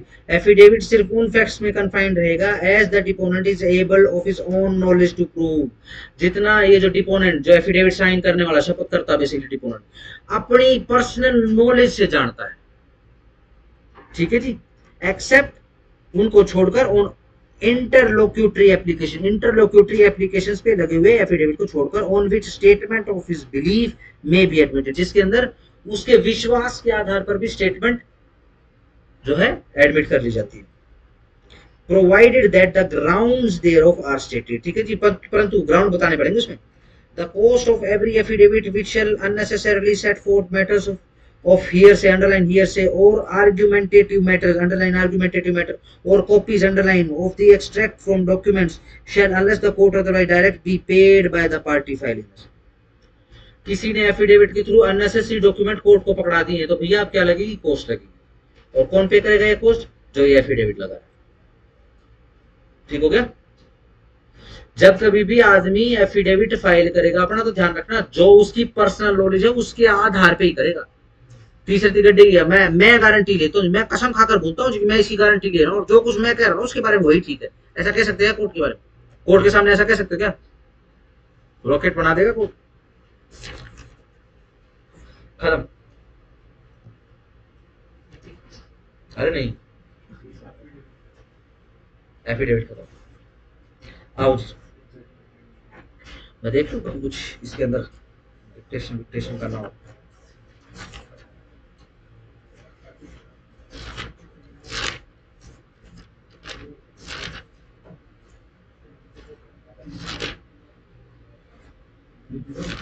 चलो जी, कुछ भी नहीं। आओ जी, 20 13 में क्या है, production impounding, 14 settlement of issues, 15 first hearing. ठीक है जी, याद कर लो। याद करने में दिक्कत है क्या, ये कहानी भी याद नहीं कर सकते क्या? कहा किसी रील में नाच रहे हो क्या फिलहाल, कहीं रील डाल बन रही है और उसमें डांस डूंस चल रहा हो तुम्हारा, आगे ना। 15 में पहली इशू, 14 में सेटल करो इशू, 15 में पहली डेट पे उड़ता हो तो उड़ा दो, 16 नहीं उड़ता तो विटनेस करवाएंगे। ठीक है जी, नहीं तो 16 में प्रिजनर की विटनेस करवा लेंगे, 17 में एडजन कर देंगे, नहीं तो 18 में हियरिंग।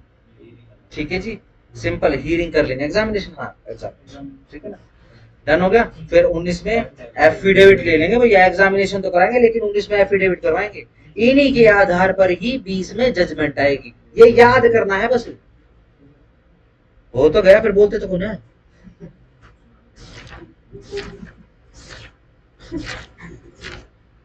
आओ चलो स्टार लगा लेना ऑर्डर पे। मेंस में आएगा ही आएगा, पीटी में आएगा ही आएगा। ठीक है जी, किसी भी स्टेट का, इररिस्पेक्टिव, किसी भी स्टेट का पीटी, किसी भी स्टेट का मेंस। ठीक है जी, गुजरात आता ही आता है, एमपी आता ही आता है, हर बार आता है, हर साल। ठीक है जी, चलो आगे। जजमेंट व्हेन प्रोनाउंस्ड, कहाँ लगे हो, कहाँ लगे हुए भाई, अलग बैठे करो। आजा चिंटू, आजा इधर आजा, आराम से बैठ जा, यहां से भी फोन लग जाएगा।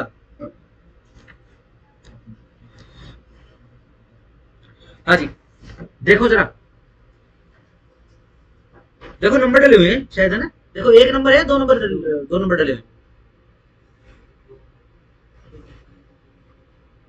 ठीक हो गया, कोई सा भी नंबर नहीं पढ़ना, छोड़ दो। देखो जजमेंट व्हेन प्रोनाउंस्ड, अब लगे हुए नंबर, ठीक है ना, तीसरा पढ़ लो।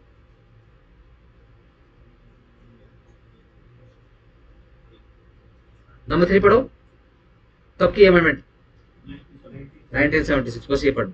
ठीक है जी, और नंबर 4 क्या है, 2002, और इसको पढ़ लो, बस याद रखना ये अमेंडमेंट है। The court after the case has been heard, underline after hearing,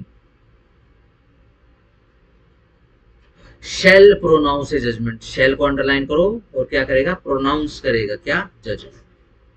किसमें, इन ओपन कोर्ट, अंडरलाइन करो या फिर बॉक्स बनाओ। ध्यान रखो जितनी भी अंडरलाइन करोगे यहां पर सब के सब पीटी क्वेश्चन है। ईदर एट वंस, उसी समय, या तो, और as soon thereafter as may be practicable, या फिर जितनी जल्दी संभव हो सके।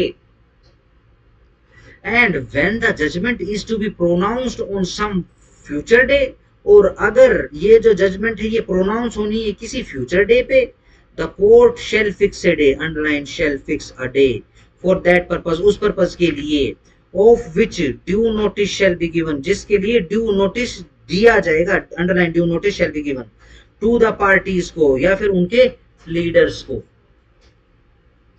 ठीक हो गया?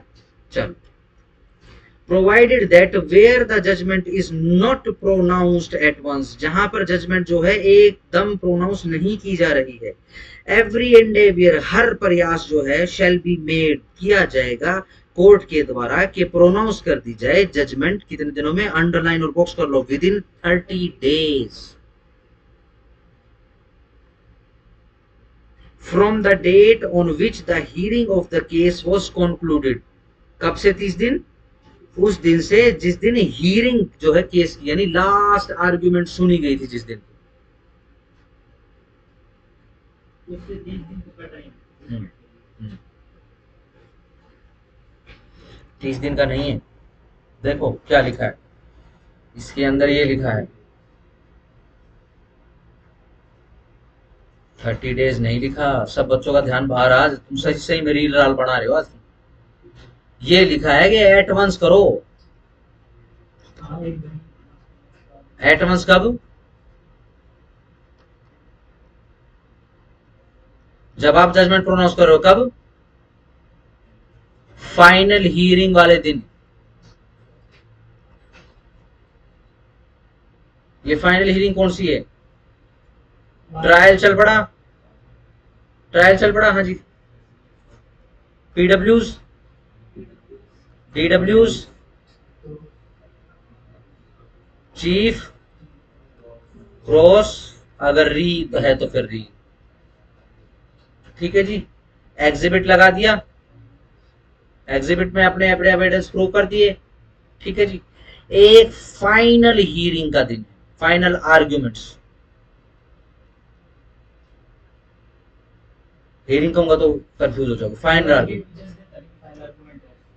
हाँ अगर करनी है तो, क्योंकि ऐसा भी हो सकता है फाइनल आर्ग्यूमेंट नहीं करनी पड़े। ठीक हो गया जी। तो जो लिए में देखा होगा लास्ट वाले दिन वो अपने वो हाई कोर्ट वाले राजपाल सर बोलते हैं कि भाई it is the wisdom of this court, I do have a belief on this court, my innocent client, ये वो फिर वो तारीफ करके छोड़ देता, फिर वो पूरी कोर्ट ऐसे ताली, उसके जूनियर ताली बजाते टक टक टक। ठीक है ना। और एक उसका जूनियर तो बड़ी शिद्दत से एक्टिंग कर रहा होता है, वैसे यूं करेगा तो वाह वाह क्या कितनी अच्छी बात है। फिर वो आर्ग्यूमेंट देता है, कौन जो लिया आर्ग्यूमेंट देता है ना, वो थोड़ा सा और पर्सन लेता है। क्या कह रहे थे आप? फुटपाथ के किसके लिए होती है? तो गाड़ी चलाने के लिए भी नहीं होती। ठीक है ना, भाई सोने के लिए नहीं होती फुटपाथ, तो गाड़ी चलाने के लिए भी नहीं होती। ठीक है। फिर वो सारी की सारी आर्ग्यूमेंट पलट देता है। ठीक है। ये फाइनल आर्ग्यूमेंट में होता है। ठीक है। फाइनल आर्ग्यूमेंट के अंदर बेसिकली क्या करते होते हैं, जो भी आपके केस के मोटे मोटे पॉइंट होते हैं वो कोर्ट को अच्छे से एक्सप्लेन करके समझाए जाते हैं, उनको बताया जाता है, सेटिस्फाई करने की कोशिश करी जाती है। ठीक है जी। लेट्स से आप उसी दिन सेम डे ना प्रोनाउंस कर पाओ। अगर आप सेम डे प्रोनाउंस नहीं कर पा रहे हो तो फिर क्या करोगे? आप डेट फिक्स करोगे। ठीक है ना, कि उस दिन आ जाओ जी। ठीक है जी, कोई बात नहीं, प्रोनाउंस कर देना। बट ध्यान रखना, ये जो आपकी फाइनल आर्ग्यूमेंट की डेट थी, ठीक है जी, इससे 30 दिन के अंदर अंदर जजमेंट अपनी भैया तैयार करवा लो। जजमेंट कौन सी? वो टाइप जजमेंट। ठीक है, बोलने वाली नहीं, टाइप जजमेंट। क्योंकि टाइप लिखी हुई जजमेंट चाहिए, एग्जीक्यूट करानी पड़ेगी तो लिखी हुई। ठीक है ना। क्यों? पहले जजमेंट आएगी, उसके बाद डिग्री आएगी। हाँ के ना। चलो जी,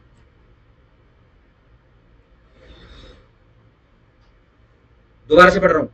court after the case has been heard, जब फाइनली सुन लिया गया है, प्रोनाउंस कर देगा जजमेंट को ओपन कोर्ट में, या तो एकदम ही उसी समय ही, या फिर थोड़े समय के बाद, जितने की जितने जल्दी संभव हो सके जजमेंट प्रोनाउंस करना। ठीक है जी, फ्यूचर डे पे।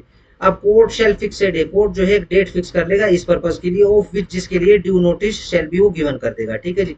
प्रोवाइडेड दैट, परंतु यह बता दिया जाता है कि जजमेंट नॉट प्रोनाउंस, अगर जजमेंट प्रोनाउंस नहीं करी गई है एट वंस उसी समय, हर एक प्रयास कोर्ट को करना होगा कि वो जजमेंट जो है प्रोनाउंस कर दे, ठीक है जी, विद इन 30 दिन from the date on which the hearing of the case concluded, जिस दिन फाइनल आर्गुमेंट कंक्लूड है उससे 30 दिन के अंदर अंदर। बट परंतु where it is not practicable so to do so, ठीक है जी, भाई 30 दिन के अंदर तो नहीं आ सकती है ना, केस बहुत मोटा हो, अच्छा जजमेंट जजमेंट ये आप लगा लो कि लगभग 1000 पेज की होगी, ठीक है ना, या फिर बहुत बड़ी लंबी आर्गुमेंट जो है लिखनी पड़ेगी, ठीक है, कोई बात नहीं, 30 दिन से ज्यादा लगेगा। So to do on the ground के एक्सेप्शनल और एक्स्ट्रा ऑर्डिनरी सर्कमस्टांसेस जो है वो आ चुके हैं, ठीक है जी। The court shall fix a future day, court जो है फ्यूचर डे प्रोनाउंस कर देगी, किसके लिए, जजमेंट के लिए, and such day shall not ordinarily be, underline shall not ordinarily be a day beyond 60 day, underline 60 day से ज्यादा नहीं होने चाहिए ordinarily, from the date on which the hearing of the case was concluded, and due notice of the day so fixed shall be given to the parties or their pleader, उनके pleaders को, ठीक है जी। या तो देखो तीन मुहूर्त हो चुके हैं जजमेंट की, एट वंस,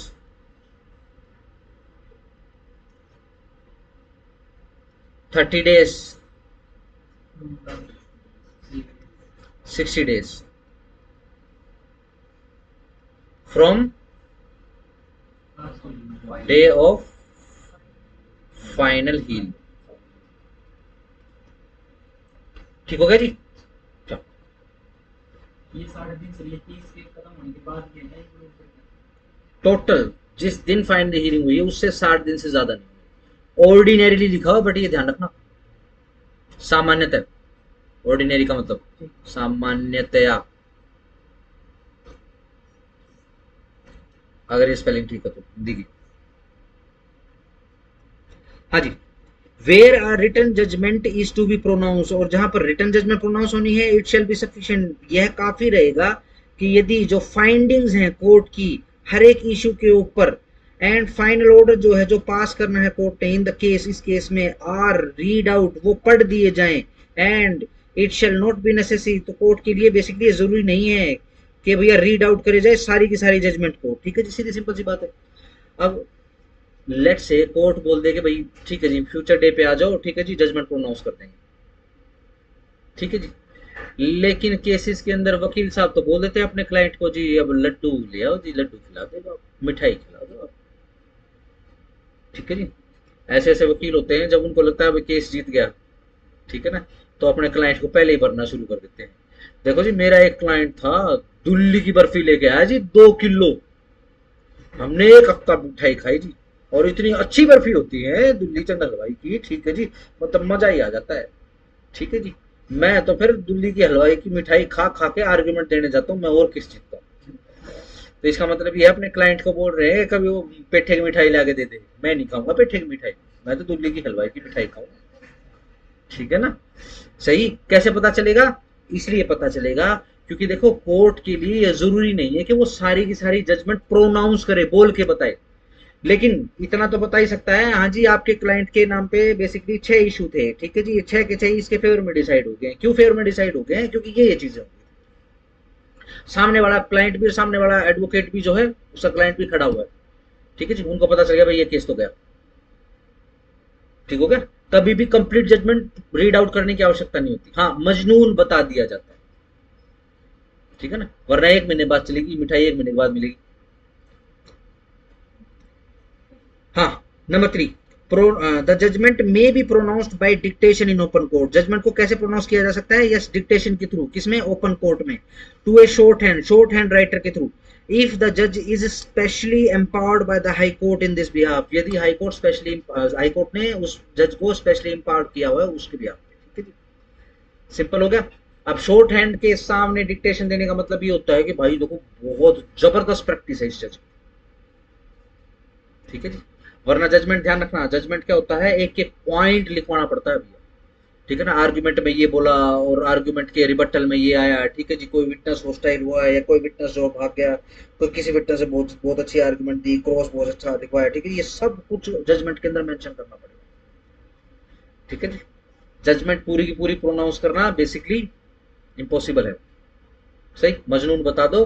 लेकिन अगर आप भाई साहब हाई कोर्ट के थ्रू एम्पावर्ड जज हो तो कोई बात नहीं, शॉर्ट हैंड साइड में बैठा हुआ है, ठीक है जी, दोनों वकील सामने खड़े हुए, आप उसको जजमेंट लिखवा रहे हो फटाफट स्पीडली बोल बोल के, है ना, शॉर्ट हैंड के पास तो तभी जाते हैं जब स्पीडली बोलते हो, ठीक है जी। प्रेजेंस सो ठीक है जी, ये हो गया भाई, final argument has been heard, ठीक है जी, it has been pleaded through the advocate of the, हाँ जी, defence counsel, what is your name, ठीक है जी, नाम लिख ले भैया, हाँ जी, आपका नाम बताओ जी, प्लेंटिफ एडवोकेट, हाँ जी, नाम लिख लो जी, ठीक है, it has been heard finally decided, ठीक है जी, in the favour of the plaintiff, ठीक है जी, full and final judgment shall be pronounced on the day fixed, फटाफट करो, ठीक है जी, खत्म करो, सही, चलो, provided that where the judgment is pronounced by dictation in open court, the transcript, अब ये जो ट्रांसक्रिप्ट रहेगी, जो लिखा हुआ मामला होता है, judgment so pronounced shall after making such correction therein as may be necessary be signed by the judge, sign किया जाएगा, अंडरलाइन कर लो, by the judge, bear the date, underline, bear the date on which it was pronounced, कौन सी date, pronouncement की date, यानी judgement के ऊपर कौन सी डेट आती है, जिस दिन प्रोनाउंस हुई है जजमेंट, वो डेट नहीं आएगी जिस दिन वो टाइप होकर आपको मिलेगी, ठीक हो गया, सही, and form part of the record, और रिकॉर्ड का पार्ट हो जाएगी, फाइल के साथ कनेक्ट कर दिया जाएगा, ठीक है जी। फिर क्या करेंगे, फिर अप्लाई कर देंगे नकल का सवाल लगा के, ठीक है जी, सर्टिफाइड या अनसर्टिफाइड, ठीक है जी। जिन केसेस के अंदर फ्री ऑफ कॉस्ट, जहां पर कोर्ट की ड्यूटी है कि वो फ्री ऑफ कॉस्ट जो पार्टीज को पकड़ा है जजमेंट, जैसे कि मैट्रिमोनियल केस की होती है, ठीक है जी, मैट्रिमोनियल केसेस के अंदर होता है, तो वहां अप्लाई करने की जरूरत नहीं है, ठीक है जी। लेकिन जहां पर आपको नहीं मिलेगी फ्री ऑफ कॉस्ट प्रोसीजर के हिसाब से, वहां आपको खुद अप्लाई करना पड़ेगा। क्यों अप्लाई करना पड़ेगा, मान लो अगर अपील करनी है तो,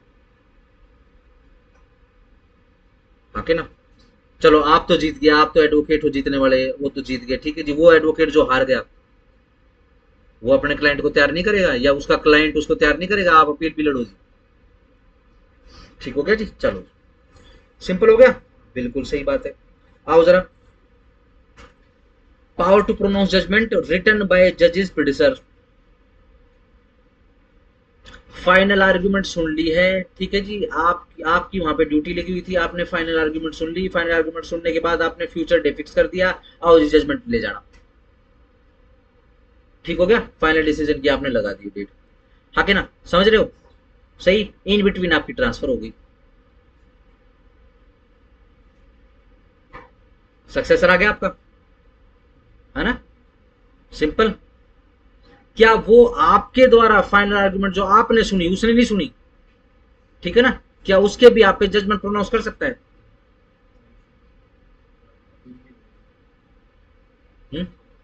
यस, ठीक हो गया, पढ़ो जरा, अ जज shall pronounce a judgment written but not pronounced by his predecessor, judgment लिखकर छोड़ के चले गए थे आप, ठीक है ना, कोई बात नहीं, अच्छे जज थे आप, ठीक है जी, कोई बात नहीं, प्रोनाउंस भी करते, बट ये कब की बात है, जब प्रोनाउंस फ्यूचर डे के लिए डेट फिक्स कर दी, ठीक हो गया, चलो, judgment to be signed, the judgment shall be dated and signed by the जज in open court at the time of pronouncing it, ध्यान रखना जजमेंट के ऊपर प्रोनाउंसमेंट की डेट लिखी जाती है, ना कि जजमेंट टाइप होकर कब आई है वो, ठीक है ना, 60 दिन लग गए लेट से जजमेंट टाइप होके आने में, ठीक है जी, 60 दिन के बाद की डेट नहीं लगेगी, वो 60 दिन पहले की डेट जिस दिन वो जजमेंट प्रोनाउंस हुई, and when once signed shall not afterward be altered, ठीक है जी, शैल नॉट को अंडरलाइन कर लो, एक बार साइन होगी, जज साहब की साइन होगी, उसके बाद अल्टर नहीं होगी या फिर एड ऑन नहीं होगी, to save as provided by section 152 और ऑन रिव्यू, हाँ 152 का प्रोसीजर और रिव्यू को छोड़, अगर रिव्यू के लिए अप्लाई कर दिया तो यस जजमेंट को अल्टर या ऐड किया करवाया जा सकता है। 152 के अंदर क्या लिखा है, टाइपोग्राफिकल मिस्टेक यदि आपकी जजमेंट में हो गई, आपके द्वारा लिखी गई, ठीक है जी, तो वो टाइपोग्राफिकल अरिथमेटिकल मिस्टेक्स वो ठीक करवाया जा सकता, ठीक है ना, सही सही, वो कंपनसेशन तो 1 लाख का देना था, गलती से 2 जीरो लग गई, बताओ ना क्या होगा फिर, 2 ही जीरो हो बस, है ना, चलो चेंज करवाई जा सकती है, यस करवाई जा सकती है, बिल्कुल सही बात। 4, judgment of small cause court, judgment of a court of small cause need not contain more than the points for the determination and the decision thereon, specifically underline कर लो। यहां अगर जजमेंट आपने देनी हो तो basically brief of the case लिखोगे, brief of the case लिखने के बाद फिर इशू फ्रेम करोगे, इशू फ्रेम करने के बाद कई बार तो जजमेंट में पूरा का पूरा ट्रायल लिखना पड़ जाता है। इशू नंबर 1 उठाया, ठीक है जी, उसके फेवर में भाई प्लेंटिफ का एडवोकेट अपीयर हुआ, उसने ये वाली आर्गुमेंट दी प्लस ये वाले डॉक्यूमेंट दिए। जिसके रिबटल में डिफेंडेंट का एडवोकेट अपीयर हुआ, उसने ये रिटन स्टेटमेंट में लिखा, ये वाले एविडेंस दिए, ठीक है जी, और ये वाली आर्गुमेंट दी, ठीक है जी। एक एक इशू, एक एक एविडेंस के ऊपर बात आ जाती है, ठीक है, एक एक इशू को डिसाइड करना पड़ेगा। लेकिन कोर्ट ऑफ स्मॉल कोज में ऐसा कुछ नहीं करना। कोर्ट में तो क्या करना, उनमें तो क्या करना है, सिर्फ पॉइंट्स ऑफ डिटर्मिनेशन के इन पॉइंट के ऊपर डिटरमाइन किया है एंड द डिसीजन, बस, और मेरा फैसला क्या, बस, खत्म। Judgment of other court, judgment of the other court shall contain a concise statement of the case. अगर कोर्ट ऑफ स्मॉल कोज नहीं है, नॉर्मल कोर्ट है या उस कोर्ट को छोड़कर है कोई, ठीक है जी, स्मॉल कोज कोर्ट को छोड़कर कोई कोर्ट है, वो क्या करेगी, सबसे पहले तो कंसाइज एक छोटी स्टेटमेंट लिखेगी, किसकी, केस की। द पॉइंट्स ऑफ डिटर्मिनेशन, किस पॉइंट्स पर डिटर्मिनेशन हो रही है वो वाले point, the decision thereon, क्या डिसीजन आया है, and the reason for such decision, और ये ऐसा क्यों मेरा ओपिनियन या फिर जज का ओपिनियन आया वो लिखना पड़ेगा, ठीक है ना। यानी रेशियो डिसिडेंडी का पूरा डॉक्ट्राइन फॉलो किया जाएगा। स्मॉल कोज कोर्ट को ये फॉलो करने की आवश्यकता नहीं, क्यों, क्योंकि लेजिस्लेशन ऐसा बोलता है। ठीक हो गया जी, सही। चलो जजमेंट तो आ गई, डिक्री का जिक्र नहीं आ रहा।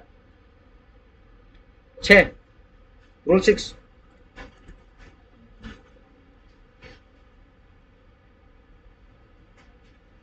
Contents of decree.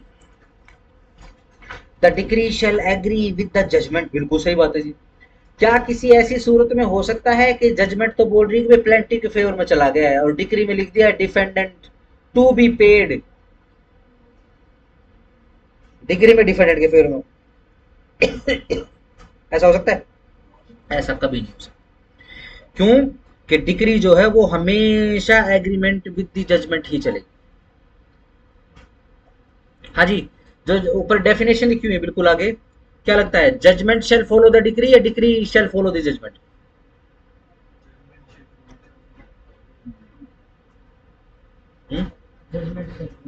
ठीक हो गया ना, तो इसको समझ लेना क्या लिखो, यहीं से समझ में आ जाएगा। जो डिक्री है shall agree with the judgment, it shall contain the number of the suit. Decree के अंदर क्या क्या होगा, नंबर ऑफ द सूट होगा, name and description of the parties रहेंगे, देयर रजिस्टर्ड एड्रेस रहेंगे, उनके रजिस्टर्ड एड्रेस रहेंगे, और पर्टिकुलर्स रहेंगे क्लेम के, ठीक है जी। And shall specify clearly the relief granted, और क्लियरली सिर्फ रिलीफ लिखा जाएगा, और other determination of the suit, या फिर जो दूसरी डिटर्मिनेशन ऑफ सूट की वो लिखी जाएंगी। The decree shall also state the amount of cost, अगर कॉस्ट लगी है तो डिक्री के अंदर कॉस्ट की अमाउंट भी लिखी जाएगी, incurred in the suit, and by whom, या फिर किसके द्वारा, और साथ साथ में किसके द्वारा, and out of what property, और किस प्रॉपर्टी में से, एंड इन व्हाट प्रोपोर्शन, किस हिसाब से सच कॉस्ट जो है वो पे करवाई जाएंगी, ये भी लिखना पड़ेगा डिक्री के अंदर। द कोर्ट में डायरेक्ट दैट, कोर्ट जो है डायरेक्शन दे सकता है कि वो जो कॉस्ट है payable to one party by the other, ठीक है जी, किसी एक पार्टी को दूसरी पार्टी से दिलवाएंगे, be set off against any sum, या सेट ऑफ करवाएंगे, विच इज एडमिटेड और found to be due from the former to the latter, ठीक है जी। ये जो फॉर्मर टू द लेटर, ये जो पार्टीज है बेसिकली, ठीक है ना, पहली वाली पार्टी से बाद वाली पार्टी का बेसिकली क्या है, कुछ सम ड्यू था जो कोस्ट लगा के उसको सेट ऑफ करवा दिया गया, ऐसा भी करवा सकते, ठीक है जी। ये जो पॉइंट है सिर्फ इसको अंडरलाइन कर लेना, ठीक है ना। डिक्री में सेट ऑफ करवाने की बात हो रही है, सिंपल। चलो 6A कब आया है, हाँ जी 1976, चलो जी 2002 में भी है, 1999 में भी है, ठीक है ना। चलो जी, क्यों है ऐसा, क्योंकि पहले सिर्फ रूल 6 लिखा हुआ है, क्या इसके अंदर कुछ दिन लिख रखे हैं कि कितने दिन के अंदर आना चाहिए, वही डिले का प्रोविजन चल रहा था, 6 के अंदर नहीं लिखा हुआ, इसलिए 6A इनको इंट्रोड्यूस करना पड़ा, ठीक हो गया। चलो हर एक प्रयास जो है वो किया जाएगा इंश्योर करने के लिए कि ये जो डिक्री है ये ड्रॉन अप हो जाए एज एक्सपीडिशियसली एज पॉसिबल, जितना जल्दी संभव हो सके उतना जल्द। एंड इन एनी केस, और किसी केस में विद इन 15 दिन, underline within 15 days, underline from the date on which the judgment is pronounced. ठीक हो गया जी, जिस दिन जजमेंट प्रोनाउंस होगी, ठीक है जी, उससे 15 दिन के अंदर अंदर में डिक्री बाई टाइप्ड डिक्री, ठीक है ना, वो प्रोवाइड करवा देनी है।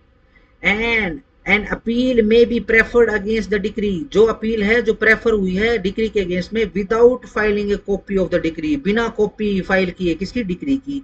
एंड इन सच केयर, उस केस के अंदर the copy made available to the party by the court shall for the purpose of rule 1 ऑफ ऑर्डर ये अपना 51 बी ट्रीट 41 है, 41 be treated as the decree, but as soon as the decree is drawn, the judgment shall cease to have the effect of a decree for the purpose of the execution of any purpose। ठीक है जी, degree निकलवाई तुमने कभी, degree या marksheet समय से पहले, क्या क्या बोलते हैं उसको, प्रोविजनल, ठीक है ना, यहाँ पर प्रोविजनल डिग्री की बात होगी। अगर डिग्री नहीं आई है, ठीक है जी, तो क्या है, कोर्ट से आपको प्रोविजनल डिग्री मिल सकती है। आपको प्रोविजनल डिग्री के, क्योंकि आपको अपील डालनी है, अपील के अंदर तो क्या है, समय है, फिक्स होता है, आपका समय निकल रहा है, तो आप कोर्ट को बता सकते हो देखो जी मेरा तो समय निकल रहा है, ठीक है जी, आपको तो पता नहीं कितना समय लगेगा डिग्री करने में, ठीक है जी, तो क्या है, प्रोविजनल डिग्री दे दो, प्रोविजनल डिग्री दे देंगे, ठीक है जी, वो अपीलेट कोर्ट में जाके जमा करवा देंगे। जैसे ही जजमेंट प्लस डिग्री इस कोर्ट में आएंगी, पुराने वाली कोर्ट में, तो वो जो प्रोविजनल है वो सीज हो जाएगी, उसकी जगह पे एब्सोल्यूट जो डिग्री है, जो ओरिजिनल डिग्री, उसको लगा दिया जाएगा। 6b, copies of judgment when to be made available, where the judgment is pronounced, copies of the judgment shall be made available to the parties immediately after the commencement of the judgment for preferring an appeal, appeal लगानी हो किसी ने, on payment of such charges as may be specified in the rule made by the high court। बिल्कुल सही बात है जी, charges लगेंगे, यानी सीपीसी में जो डिग्री बनेगी वो फ्री नहीं है, उसके लिए तो आपको नकल का सवाल लगाना पड़ेगा, ठीक है जी, उस पर टिकट लगा के देना पड़ेगा। 7, date of decree, the decree shall bear date on day on which the judgment was pronounced. Judgment के ऊपर कौन सी डेट होगी, प्रोनाउंसमेंट की, डिग्री पे कौन सी डेट होगी, प्रोनाउंसमेंट, सेम डेट रहेगी दोनों। एंड व्हेन द जज has satisfied himself the decree has been drawn up in accordance with the judgment he shall sign that. और एक बार कोर्ट को यदि विश्वास हो गया कि भाई जैसे जो भी प्रोविजन है और एप्रोप्रिएट जो है ये डिक्री बनी है, इसका निर्माण हुआ है, तो इसको साइन कर देगा जज।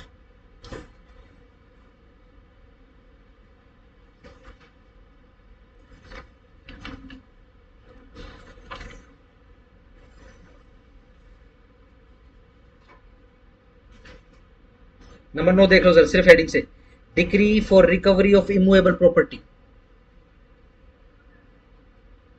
देखो डिक्री के अंदर, ठीक है जी, जिसके बेसिकली क्या है, इमूवेबल प्रॉपर्टी से रिलेटेड हो, ठीक है ना, तो डिक्री की आइडेंटिफिकेशन के जो भी मेजरमेंट है वो लिखेगा जज। अगर प्रॉपर्टी का नंबर है तो नंबर लिखेगा, प्रॉपर्टी की डिमार्केशन है तो लिखेगा, मेंशन करेगा, क्योंकि अब तो फिर एग्जीक्यूशन होगा, ठीक है ना, केस तो हुआ है, केस खेत नंबर 1 का, ठीक है जी, और पड़ोसी के खेत का एग्जीक्यूशन हो जाए, गलत हो जाएगा मामला, तो एग्जैक्ट डिमार्केशन लिखेगा ताकि एग्जीक्यूटिंग कोर्ट को दिक्कत ना आए, क्योंकि एग्जीक्यूटिंग कोर्ट जो है बेसिकली केस की उसमें मेरिट में नहीं जाएगी, उसको तो सिर्फ एग्जीक्यूट करना है, ठीक है ना। कैसे, प्यार से पूछ लेंगे डिफेंडेंट से, या फिर जो भी जजमेंट डेटर रहेगा, हाँ भाई प्यार से तू कर रहा है कि काम नहीं कर रहा है तो भाई आ जा, ठीक हो गया। चलो 10 sorry, decree for delivery of movable property, बिल्कुल सही बात है जी, इसमें जो कुछ भी प्रॉपर्टी की डिटेल्स है वो लिखी जाएगी, अमाउंट लिखा जाएगा, ठीक है जी। 11 के अंदर, डिक्री में डायरेक्ट पेमेंट बाय इंस्टॉलमेंट, अगर इंस्टॉलमेंट के थ्रू पेमेंट करनी है तो ये भी डिक्री के थ्रू ही बताया जाएगा, क्योंकि पार्टी तो अपने हिसाब से तो 1 रुपए की इंस्टॉलमेंट भी लिख सकती है, ठीक है ना, ये जज साहब आपको बताएंगे किसके थ्रू, वाया डिक्री बताएंगे। क्या ये जजमेंट के अंदर मेंशन होगा, हाँ जजमेंट के अंदर भी मेंशन होगा। 12 decree for possession of mean profit. 10 heading से याद कर लो। 14 डिक्री इन प्रीएम्पशन सूट।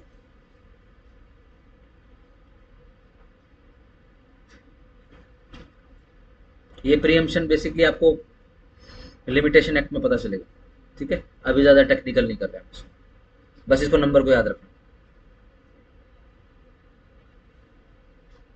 चलो जी 18 पढ़ चुके हम। रूल 18 किसके लिए पढ़ा था हमने? प्रिलिमिनरी डिक्री के लिए पढ़ा था।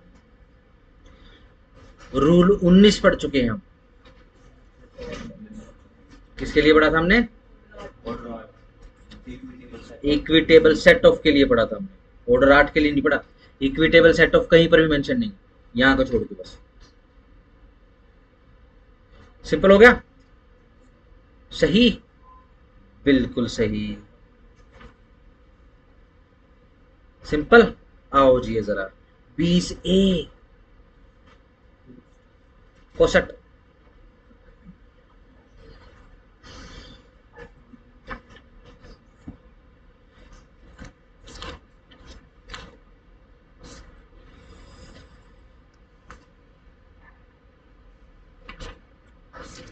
हाँ जी बोलो, पढ़ना है या फिर छोड़ दूं? क्योंकि ये सिर्फ ऑर्डर नहीं है। Open section 35।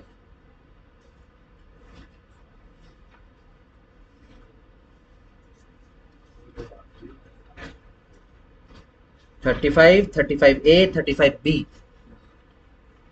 Read with order 20A।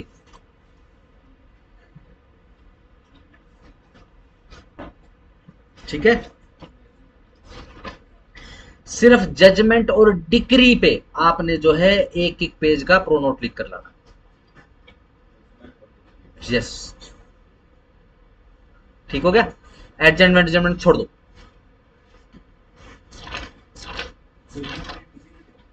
हाँ जी,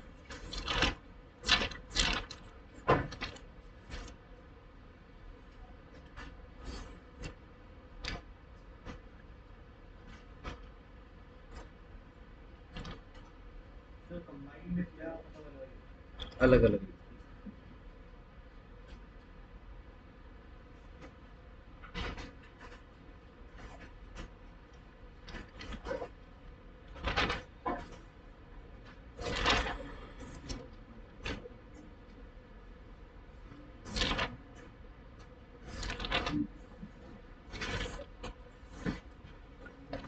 चलो जी, आज के लिए इतना काफी। पढ़ लेना घर पे जाके। है कोई माइकल जो घर पे